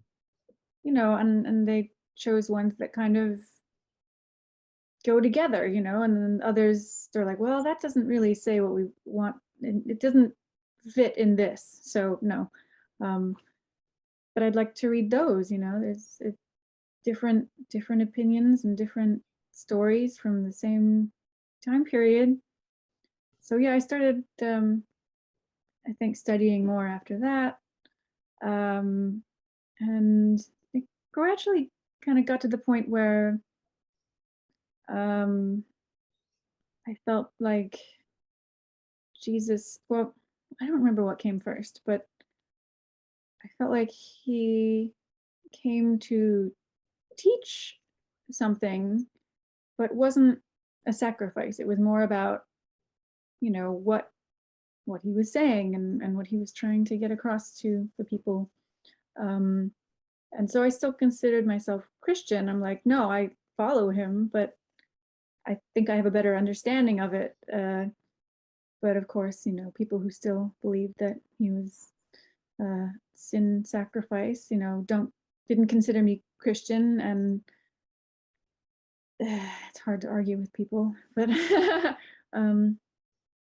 yeah, I don't know. I was always still interested in learning and figuring it all out, but Were you at that point discounting hell as a possibility, or were you there Yeah, yet? at some point, yeah, yeah, I can't remember what came first, but just looking into that and the history of the concept, I'm like, well, they didn't even have this concept, and Jews still don't have this concept. And Jesus didn't seem to really believe in it either. I mean, you can definitely make it sound that way. And I'm not, a Hebrew or Greek scholar, and I try to read reputable sources. But I mean, Jews don't believe that. So why would he? Um, and then just the whole history, the devil also kind of emerged at a certain point in their history, and he used to be like God's helper, Yeah. and then suddenly he's the bad guy. I don't know. It Yeah. there's just Thank you, so much. Zoroastrianism. Yeah. Um, So so that you're just fell basically, apart. if I could summarize it, you're saying you weren't really trying to deconvert, you were just shifting your faith in the sense of you felt like you were learning things Yeah. that were reshaping what you believe, but you weren't questioning God's existence or Jesus being a critical part of your life yet, right? Yeah. Yeah. I mean, it's difficult when something's a part of your life for so long. And I always wanted to learn more. Like it was never my intent to like disprove things. I mean, I was like trying to prove things in my papers at high school, about the accuracy of the Bible. But my sources back then were the local Christian bookstore. So not the greatest. Uh, and yeah, it was more of a gradual getting introduced to different authors and at some point like just saying I have to be open to it. Like, okay, and I don't remember, yeah, where on the timeline. I didn't keep notes at the time, maybe in my diary, but I know there was some point where I was like, okay, I need to just find out what's true, and like wherever that leads, that's where it leads. I can't just follow something that I want to be true. I need to know the truth. And I asked, did Um, it ever shock your system to realize that you were kind of putting yourself in the place of judge? Like, you're, at least I was always taught growing up, not necessarily directly, but just in terms of the bigger behind the scenes worldview that, God is the judge, he's the king, he's the one that dictates, and we're the ones that listen and obey and bow our knee. And we don't question God, we don't test God. We're the ones that are, effectively the ants looking up to this massive creator that's so far beyond us. We're not to trust in our own understanding, we're to trust in the Lord and to fear the Lord. And to realize, I think for a lot of us, it shakes us up a little bit to realize for the first time, and you don't realize it till you're kind of done it once, and then you're like, oh, what did I just do? But did it like shake you up at some point to say, I'm kind of judging the Christian narrative, or I'm judging God here? Did that ever cross your mind, and did it upset you and concern you of what if I cross a line, like, that verse that talks about the unpardonable sin, and I know it doesn't say that the unpardonable sin is questioning God per se, but just realizing that there are people, like we all know people that kind of go down certain paths, and it seems from an outsider's perspective that something flipped in them, and they're suddenly not really receptive to the things of the Lord anymore. And to think, what if I'm going down a path that's going to lead me to basically shut the Lord out, actively or passively, where the Lord might be knocking and knocking and knocking, and I basically put earbuds or earplugs in my ear, and it's like, you can knock as hard as you want, Jesus, I'm not listening anymore. And I think, oh, what am I doing? Like, what if I can't hear the voice of God anymore calling to me because I'm truly rejecting him? And just the judgmentalism of in a positive sense of like, I'm judging God, I'm judging the Bible, I'm taking a critical perspective on all this, and maybe even sarcastic perspective on some of it. Did that ever shock your system when you first realized you were doing that? hmm. Um, I mean, I definitely felt like, oh, should I be doing this? I'm not supposed to question. But there was also the verse, to test every spirit to see if it's from God. And I'm like, well, I need to I need to know for sure. Like, how can I mean, I don't even understand, like, I don't know the history. I need to know more about this book. Hmm. Um, Yeah. so I guess I didn't feel like I was questioning for a while. Like, I just wanted to learn, yeah, more of the history, Yeah. and that Be a led Berean. to more questions and more answers, and Hmm. yeah. So what happened next? Um, yeah, I mean, I kept learning about these things, and I'm still learning. It's never ending. At one point, like, I have the Book of Mormon, I have all these other books, and I'm like, I'll finish with the Bible first, and then I'll go on to these other books, like, just because I want to know about them. But the Bible takes a lot of time. Haven't gotten to the Book of Mormon. Um, but I mean, it's What more was there? recently that I figured, like I can't keep that title anymore, even if I think Jesus existed, even if I think he had a message that's been pretty skewed.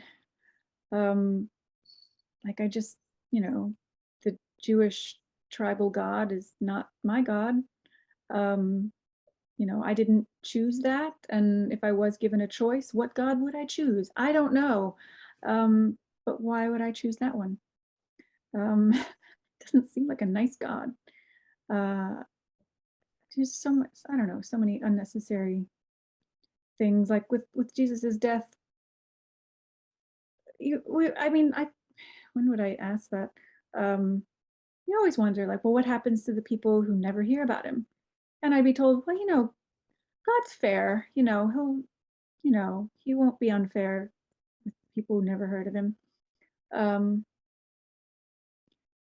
and then I'd never really thought about it at the time. You're just told to go out and tell people. Um, but later, it's like, well, why, you're kind of like setting the clock. As soon as you tell them about Jesus, like, there's kind of a 50-50 chance that you just sent them to hell because they might not believe you. Like, weren't they better off before? Just dealing with God? I don't know. And also, like, I got to the point of thinking the source and God, like, that should be something, if you get in touch with it, you should be able to do that. Like, whoever you are and wherever you are, like, if you are alone in the woods for all your life, like, you shouldn't have to hear about something that happened 2,000 years ago. You shouldn't have to have this book, like, to connect with the universe and the source. And it just makes no sense to have this, like, one weird little way of connecting that will, like, send you into a lifetime of guilt and fear. um Yeah. so there were just too many things, and I was like, no, none of it really makes sense, and I can't call myself this anymore. Hmm. And How long ago was that? I mean, there was a while, like, I didn't really think about it, and then, like, this past year, I have a lot of time to think, and I've been emailing with my cousin a lot about these things, and then I was like, I think I need to make it official. Like, I don't think I can keep that title. Hmm. So Being a Christian. yeah, at some point, I think I'll have a little ceremony, but Hmm. Did yeah. it, when you kind of said that to yourself, either verbally or at least in your mind for the first time, did it ever shock you in the sense of realizing that what everyone else is going to think of you, in the sense that whether, totally ignoring the truth of their truth claims, and whether it's mythology or not, as I would certainly land on, but just realizing that the minute that you make this kind of official and you get this out there to anyone that you've respected in the Christian world, they may or may not, depending on the denomination, use these words, but you're basically an apostate and a heretic. To them, you're obviously, in a loving, concerned way, you're on the path to hell. And you, in many churches, you're going to burn, for what you're saying. But just in knowing the backlash it's going to come, that they're going to say you are an apostate, you are a heretic, you have denied Christ. And there's verses that talk about, if Christ is your sacrifice, and if you deny him, there is no other sacrifice for sins. He's the only one. And if you're saying I'm rejecting that, I don't really care about it, there's no one else to go to. Like, It's like, those jokes used to say about if there's a town where there's an electric company, there's only one electric company in the town. And so like they run this, commercial, like, we're the best, we're the best, we'll give you the best electricity at the best price. But at the end, they're going to say, but you know what? Where else are you going to go? We're the only one in town. We're the only company for electric. Jesus is the only place to get your salvation. And so to them, you are crossing a huge line in terms of just your personal relationship with God. But then also, how did that expand in terms of thinking, like, did people begin to invite you back to God, or were they threatened? Like to say, you know what, Kendal's kind of in a camp of what we would call effectively as good as a Satanist. You are working against the gospel, so we certainly don't want you around our family, like, because you're going to tempt people to also question the gospel. How did that all start to play out in your mind before it happened? And then has there actually been any physical, I don't know, shunning or pushback? I am concerned about it. I mean, a lot of people I'm not really in touch with anymore. A lot of my Christian friends, got married and had kids and then disappear. And now I'm across the world. So there are a lot of people I'm not really in touch with anymore. Kind of growing apart in other ways. Yeah, no, I do get concerned. Is that your cat? Yeah. Say hi. No, What's your cat's name? it's Oliver. Hey, Oliver. Meow. He has something to say. It's really important. Probably feed me.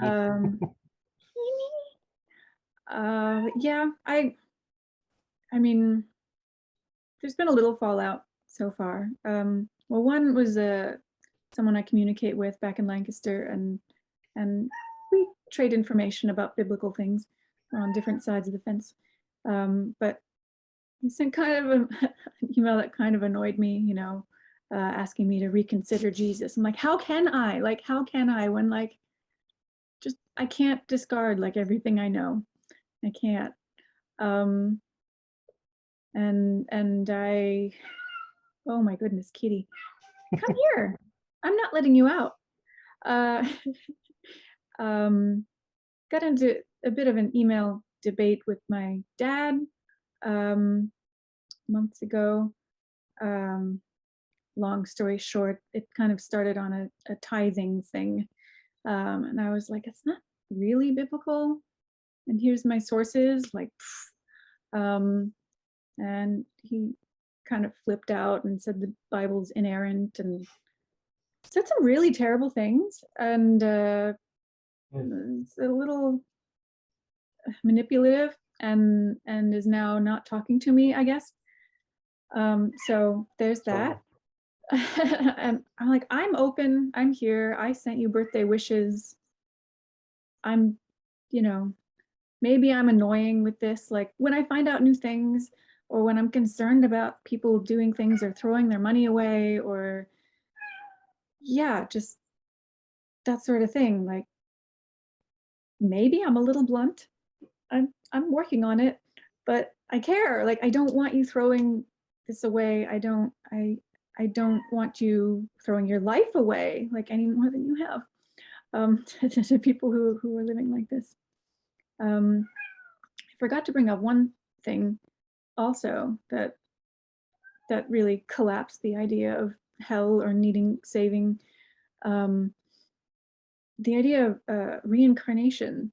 I was also reading a lot about that and people's stories, and there's still a couple studies that I want to read that have been done over the past like decade of gathering these stories, and they try to corroborate them, and in some cases they have. Like there was one young girl who remembered like her previous family and like how she died, and she was a young man who worked in this other village in India, and they made incense, and they managed to like find this family, and they had lost a son. He had been hit by a car. She goes right in there and like knows everybody. She goes like to their incense and she's like, you've changed the packaging, and weird things like that. And so many stories, and I don't remember any past lives, unfortunately. And I feel like part of that could be like it's mainly like little kids, like they just pop out, when I was a grown up, I did this, but in a Christian household, that's going to get shut down. They're not going to listen. They're not going to Mm. probe. It's not really accepted. Um, I think it's more accepted in some other cultures, and then it's getting more accepted. I'm in a forum on Facebook where people discuss it, and they're like, "Oh, my kid said these things." Um, so I think it's people are more open to like listening to their kids and exploring these things, and but I have no memories, unfortunately. Wish I did. But Yeah. just having that and seeing how many people have these memories, and it makes sense to me to like keep coming back, like it's recycling. Recycling's good.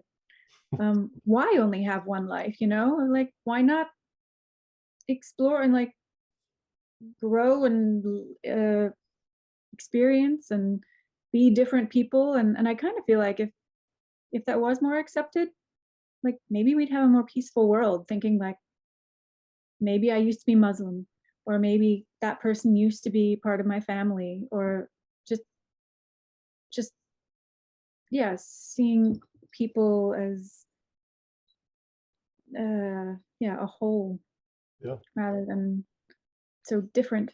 But that I'm like, well, if that is how it works, and it seems like it could be, th- what's this hell thing? Yeah. Why? Well, None of it's necessary.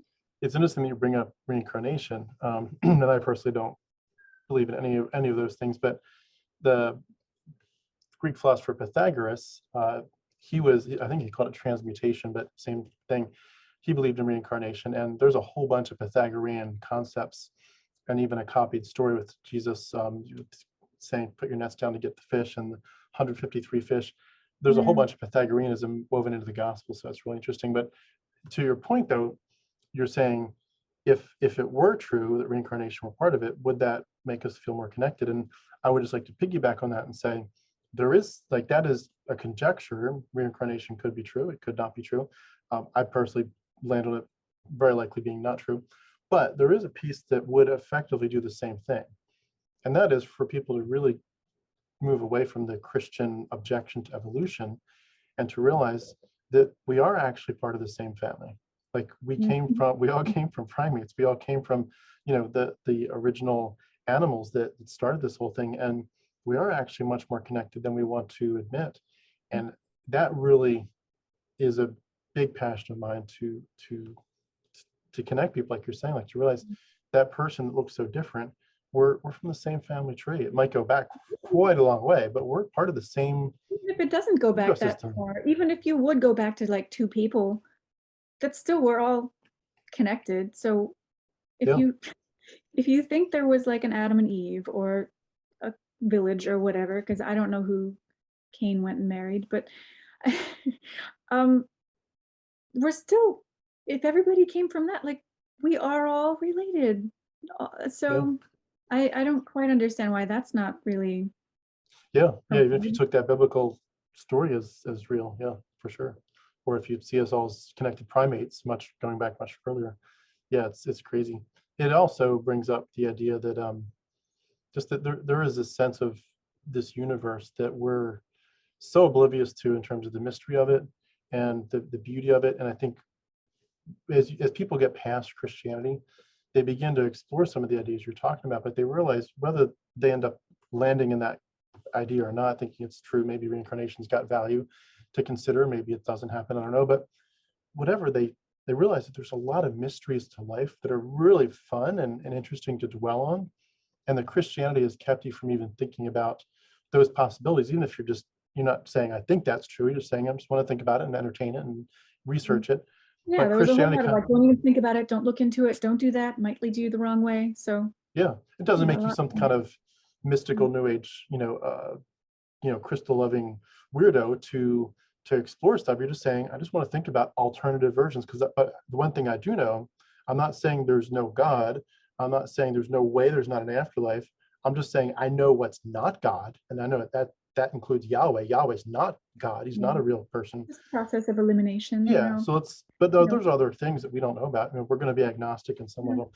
Well, can I ask, when you began to get to that point where you crossed that threshold and said, I'm not a Christian anymore, did any part of like the afterlife concepts shock you? Like the reality that you might not go anywhere when you die? Did that shake you up at all? At some point, I mean, I guess before I had considered reincarnation, or, you know, the listen to people's near-death experiences, you know. So yeah, the idea, well, even as a kid though, the idea of an eternity in heaven scared me. Like, I was terrified. I was like, that sounds really, really boring. I'm really scared of this. I don't like this idea. Um, but Praise and worship songs nonstop yeah, I guess I'll get good at the harp. But with a ukulele. gotta practice that again. Um, So, but you're saying it I'd like to scared learn you the to think harp. about doing this, like the boringness of it, or something else? Yeah, I mean, just the idea of, I mean, things like that. The idea of space being just forever, and the idea of eternity in heaven being forever, like these big concepts that are just too big for my little brain. They scared me a lot. So Hmm. yeah, I don't know, the idea of not existing, maybe less scary than being bored in heaven for eternity. 'Cause you eventually run out of things to do, right? Uh, I was but the opposite. I wanted to live forever, and it was. I know what you mean. Like, it does sound boring on the surface, but I had I guess what I would think of like a Renaissance perspective, like that, I'm going to spend 1,000 years learning to be the next Michelangelo in heaven. Then I'm going to spend 1,000 years learning every single musical instrument there possibly could be. Then I'm going to spend 1,000 years just traveling. I'm going to spend 1,000, and it just add on to it and add on to it. And eventually, when you realize like this concept of, in terms of the Christian imagination, like God's going to let you travel. So you're not going to like this ocean and that ocean that you're familiar with. You're going to other planets and other solar systems, other galaxies. You're exploring with other people, with angels. Just, it's like you can't even imagine the things that God has prepared for you. And I believed it all, and I thought it was all real, and I could not wait to experience it. If someone had said to me, do you really mean you want to live forever? I would have said absolutely. It was one of the biggest angst for me, and it hit me very quickly. I don't know if you saw my video about my actual deconversion, but at the moment it's like the premiere video that comes up when you first pull up my channel, but I need to update it at some point. It's a bit old at this point, but there was a moment, like literally an hour, where all these things I've been thinking about, and we touched on some of them, but so many aspects of the mythology that I've been studying, and oblivious to where it was headed. And all of a sudden, in an hour, this very computer, a little over 2 years ago, it just came flooding in, like someone just jammed it into my head all of a sudden. And I was like, oh my gosh, none of this has ever been real. It's never been real. And within an hour, I was fully out. I mean, completely out, irretrievably out. It's like, this is nothing but mythology. And once I was out, of course, the ramifications hit you quickly. You're like, when I die, I don't go anywhere. Oh my goodness, that's crazy. And it was a bitter pill to swallow. It was very hard for me. yeah, I mean, I can't remember. I mean, I'm sure like at different points of my journey, I was really hurt about the things that I believe that are not true, and you kind of have to just digest that. But I don't know. Yeah, for me, I'm still very curious about all the near-death experiences and reincarnation stories. So Yeah. I like listening to them and trying to figure that out. But there's so Mm. much we just don't know. And we'll just find out. Whatever happens, we'll find out when we die. So, Yeah. and it won't Um, be hell. I'm not as much curious about those, although that it's a fascinating topic, but I'm really curious about, I've come across quite a few people who've deconverted who've said that one of the most healing parts for them was using psychedelics to Oh, yeah. experience spirituality. I don't have the bravery to touch any of that stuff. And I've got some maybe I'll mushrooms waiting for me over here. I just never had privacy, so they maybe sell I'll them. maybe I'll get the bravery someday to do it too. But that's a fascinating part of spirituality. People say I did that and I felt like I was swimming in God. And I'm Mm. curious how that works, but I don't think I'll I ever know, cross that right? bridge in my life. I mean, I kind of wonder which Bible writers were high when they had some of these experiences, talking Yes. experience or whatever. Um, Well, they I'm found residue of, I think, cannabis in some of the synagogues or Yeah, I temples. did hear Yeah. that. And there was a book, The Immortality Key. If you should check that out. I can't remember the author's name, but that was good. And he was looking into the possibility of like the Dionysus cult and Yes. how they would use some kind of secret psychedelic mixture and how possibly this became part of the church. Like that was the communion, and this was kind of a secret, you're drinking the God sort of thing, and they would have these experiences. Yeah. What I'm happy about is it seemed like women were in charge of this. There were, I think it was really tried to wipe that out later, but it sounded like women had a big role in the early church, um, and especially with these gatherings with the communions and whatnot. So that's an interesting book. And yeah, the psychedelics. And I've done mushrooms a couple times, but I feel like I was not in the right space, and I was not with the right person. Um, it was 3 times, but it was always with someone who had a different idea of what they wanted to do. They wanted to get up and take a walk. They wanted to get up and dance. And I'm just like, I just want to space out here on the bed. Like I am like having visions of space, and I'm like, I want to know where this takes me. I have questions. But I was getting interrupted a lot. Mm. So I I bought more last year thinking I would have more privacy than I have, because I just I'm in a better space now, and I want to do it alone with some Mm. music and incense and see how that goes. Yeah. Well, in terms of, I had a few final questions to wrap up our time. I wanted to ask first, when you look at your own life, obviously we started with some of your childhood memories.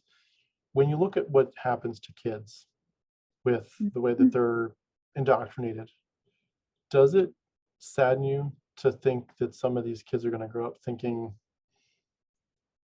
this is reality and there's nothing else but this is the ultimate reality, and not really given the full scope of information to make good decisions about it? And like, how do you respond to this when you see people, where they're taking their kids to church, they're doing the Bible stories?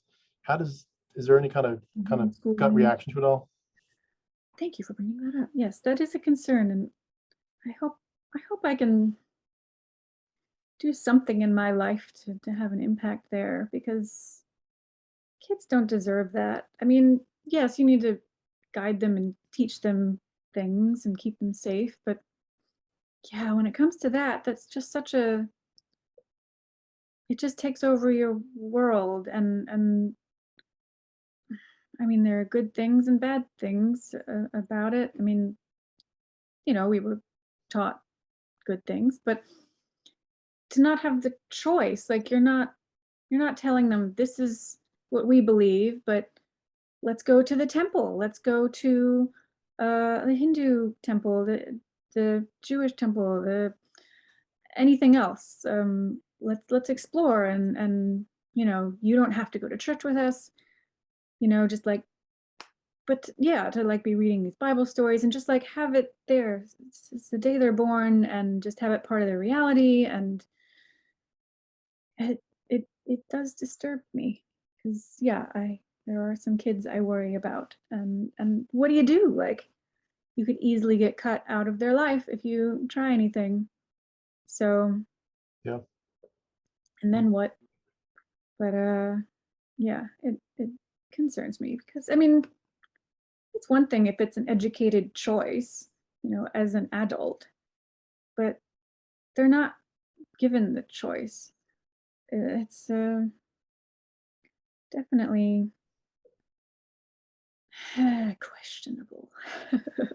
And the thing is too, once you give people where they achieve the choice, so to speak, in adulthood, even if they do find a way to escape what I call the Bible prison, they realize there's years of indoctrination to undo, and it's like I mean, still, I've been out for over 2 years, and I still would say that this thing has its roots in me in a very negative sense, where I have to keep on figuring out how do I figure out what it's doing to inform my worldview that has no place informing my worldview on this Judeo-Christian worldview that is so twisted and sick, and that there's this Canaanite demigod who loves blood magic, and he's not going to forgive you unless you accept the death of his son. And you realize you're in a human sacrifice death cult focused on scapegoating and blood magic, and you're like, this is some sick stuff. And yet for many people, you're when you're brought into it early enough, it's like it puts on the blinders, and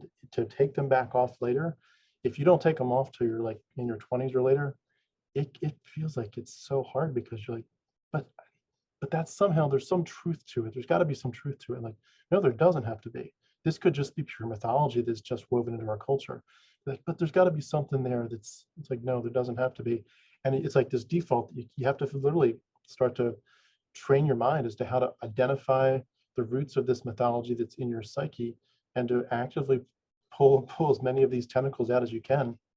Like if you ever get a tickle in you, where they're like, be careful, make sure you get the legs out so they don't leave their legs and you pull the body off. It's like this thing has its little legs all over your brain.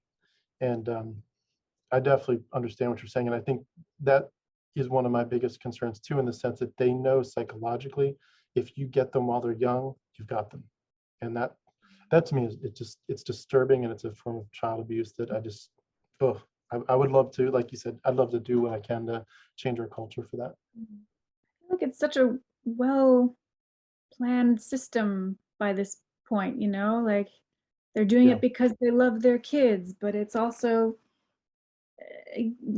yeah, the psychological thing. There's so much, it's like well-meaning, but it's not really a good idea. I don't know. What am I trying to say? But no, it's like the system pulls them in and keeps them in, Yeah. and then you get kind of shunned in a lot of cases if you leave. So it's a very Very insular system.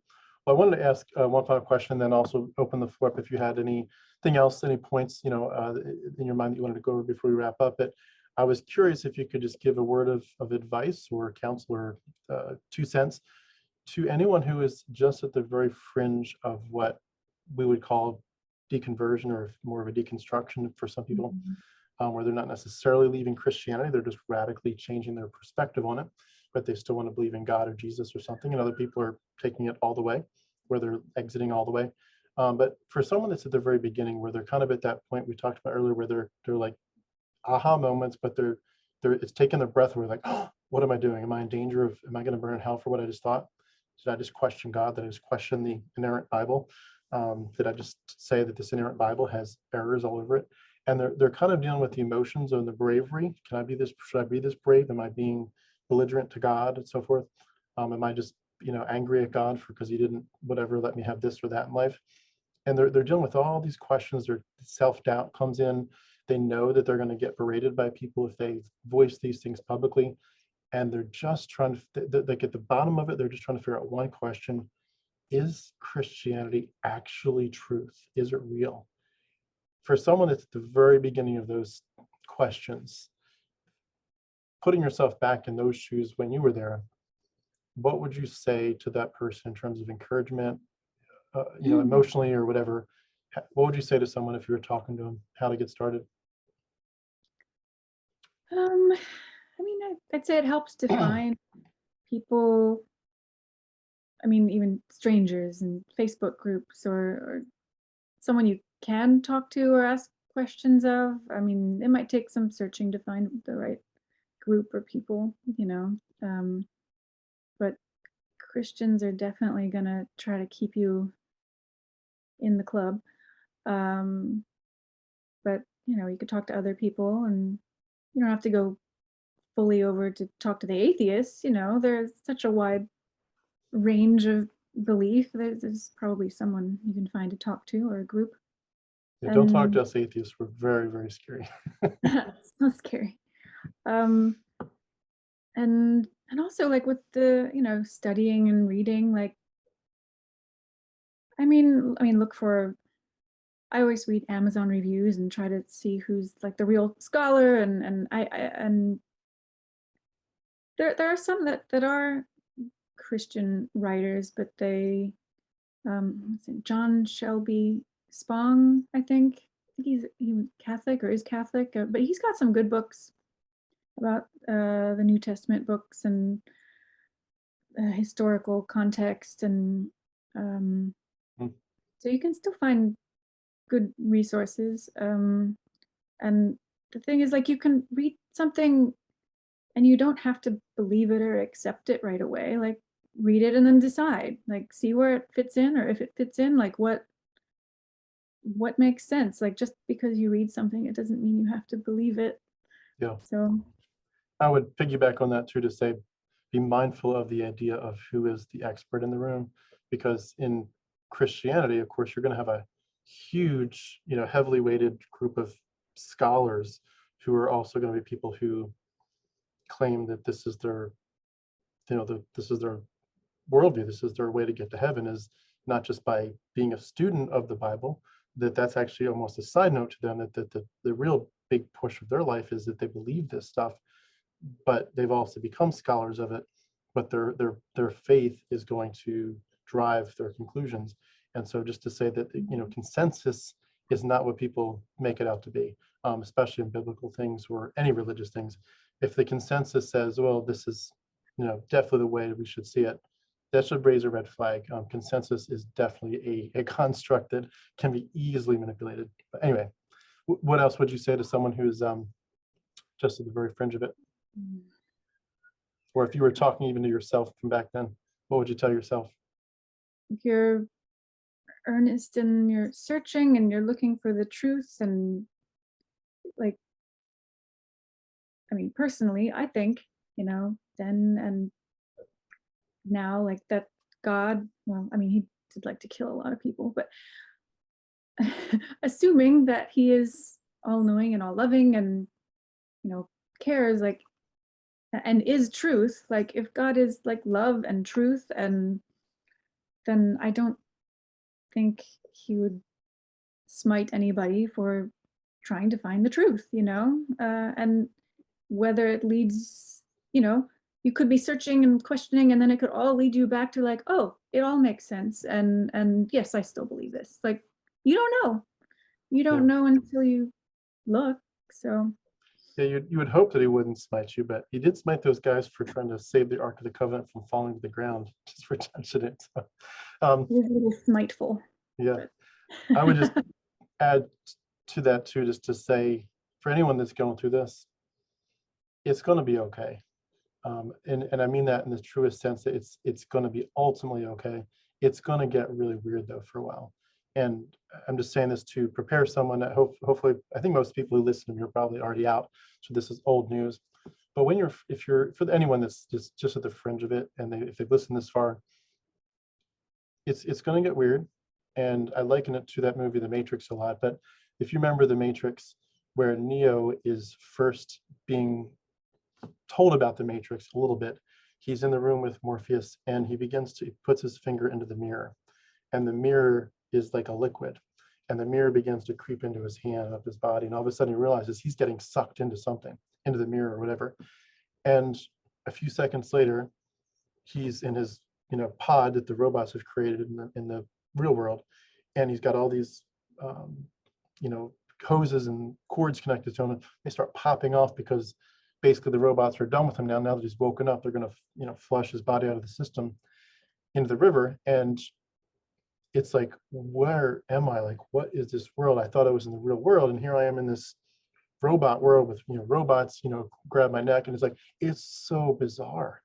And But eventually, a few days later, he's with real people who love him, and they're helping him to rebuild and to use his eyes for the very first time. But it's going to get weird, it's going to get hard, and then it's going to get a lot easier. And for people that are in that hard part, I would just encourage you to say, please don't think this is the end of your story. When you realize this is mythology and Jesus is not real, it's going to hurt like the Dickens, and it's going to be so bizarre for a while. But eventually, you begin to put the pieces back together. The carpet that was pulled out from under you, you put a new carpet under you, and it's a much better carpet, much better foundation for your life. And eventually, you begin to find yourself joyful. And for me, I don't know if everyone would say this, but for me, it was pretty quick, actually, the healing, in the sense that, yes, it was so weird to lose the afterlife, but when you realize that most people are going to live their lives in this delusion that Jesus is real and that they're going to heaven because of his blood, and that most people, from my perspective, don't ever escape, you realize I'm one of the very few who've escaped. You feel like you won the lottery, and the sadness and the bizarreness of it all is overcome by realizing I actually got to live my life, wherever I've got, whether I live to be 50, 60, 80, whatever years I've got left. From that point on that I escaped, I got to live my real life for once without an ancient mythology dominating it. And I hope for people that they will experience some of that joy of realizing this stuff has nothing to do with your real life. And the moment you move on from it is the moment that you begin to actually embrace who you really are and who you could be, and what your life really should have been about this whole time. That makes sense? Yeah. Yeah, it definitely feels that way. And my acting teacher, I'm in a class via Zoom, and he was talking about his vocal coach recently, and what, I don't know if he's a tenor or bass or something, and then he was like, oh, my coach told me, oh, people think you're a tenor because you have church voice. And I'm like, what's that? And he said, it's basically like, you talk in a higher register because it sounds friendlier and people like you, and you're being more pleasant, because I don't know, people associate higher voices with that. And I'm like, no, I have that. And I've been trying to fix that on my own, because I know I always feel like I'm speaking higher than I probably should. And like, is this because of the church too? I have church voice. Darn it. Yeah, Just I know what so you mean. Yeah, many it's true. We will do it. Yeah, it's a good point. We definitely have a facade. It comes out even with our verbal cues. Yeah, all sorts of little things that you start realizing might have their roots there, and they're not good things. They're like things I keep trying to kind of purge and fix in my life. So Yeah. yeah. Well, I think it's awesome that you're doing that, and just, I think in any case, the whatever stage we're at with our healing, as long as we can hit the big guns, which is when you look up at this, for example, you look at the stars at night, to lose the perspective that this ancient Canaanite god named Yahweh is the one that put them there. Just to be able to look at the stars at night and think it's a beautiful sky, a beautiful galaxy we live in, or to look at a baby and think it's such a beautiful newborn, this creation, and to look at whatever, people getting married, whatever beauty, looking at the tulips there in the Netherlands, whatever you're looking at, and to think, I no longer associate that with Yahweh. And once it hits you that like you're truly, or like if you're in a bad spot where you almost get killed, in a car accident, or it's a close call, and you realize, I didn't call out, oh God, please save me. Like you just stop doing it anymore, because that's not real. And the minute that some of those connections start to happen and you lose the old way of thinking, it is such a cool thing. And I certainly encourage people to do what you're doing, to peel back the layers of the onion, and then to celebrate, when you realize some of this stuff you actually are healing, you actually are making a new and different you, that, you do have more control over your thoughts now, over your worldview, and And now that's it's your actually, turn. yeah, and it's Yeah. actually happening. You're creating yourself. You're becoming a new creation, to borrow the biblical phrase, but a new creation the right way. Well, they say the It's truth will set you free. So Yeah, exactly. The truth will set you free. The truth that this whole damn thing is mythology. Well, I appreciate your time today, everyone. We've been speaking with Kendal Brenneman. Kendal, thank you so much for this. I'm looking forward to seeing you in an Audrey Hepburn movie someday, and looking forward to all the other things that you're working on to come to fruition. For anyone that wants to follow up with see more of Kendal's work and background, I'll have a whole bunch of links. I've got a bunch of them here for Kendal, so please connect with her.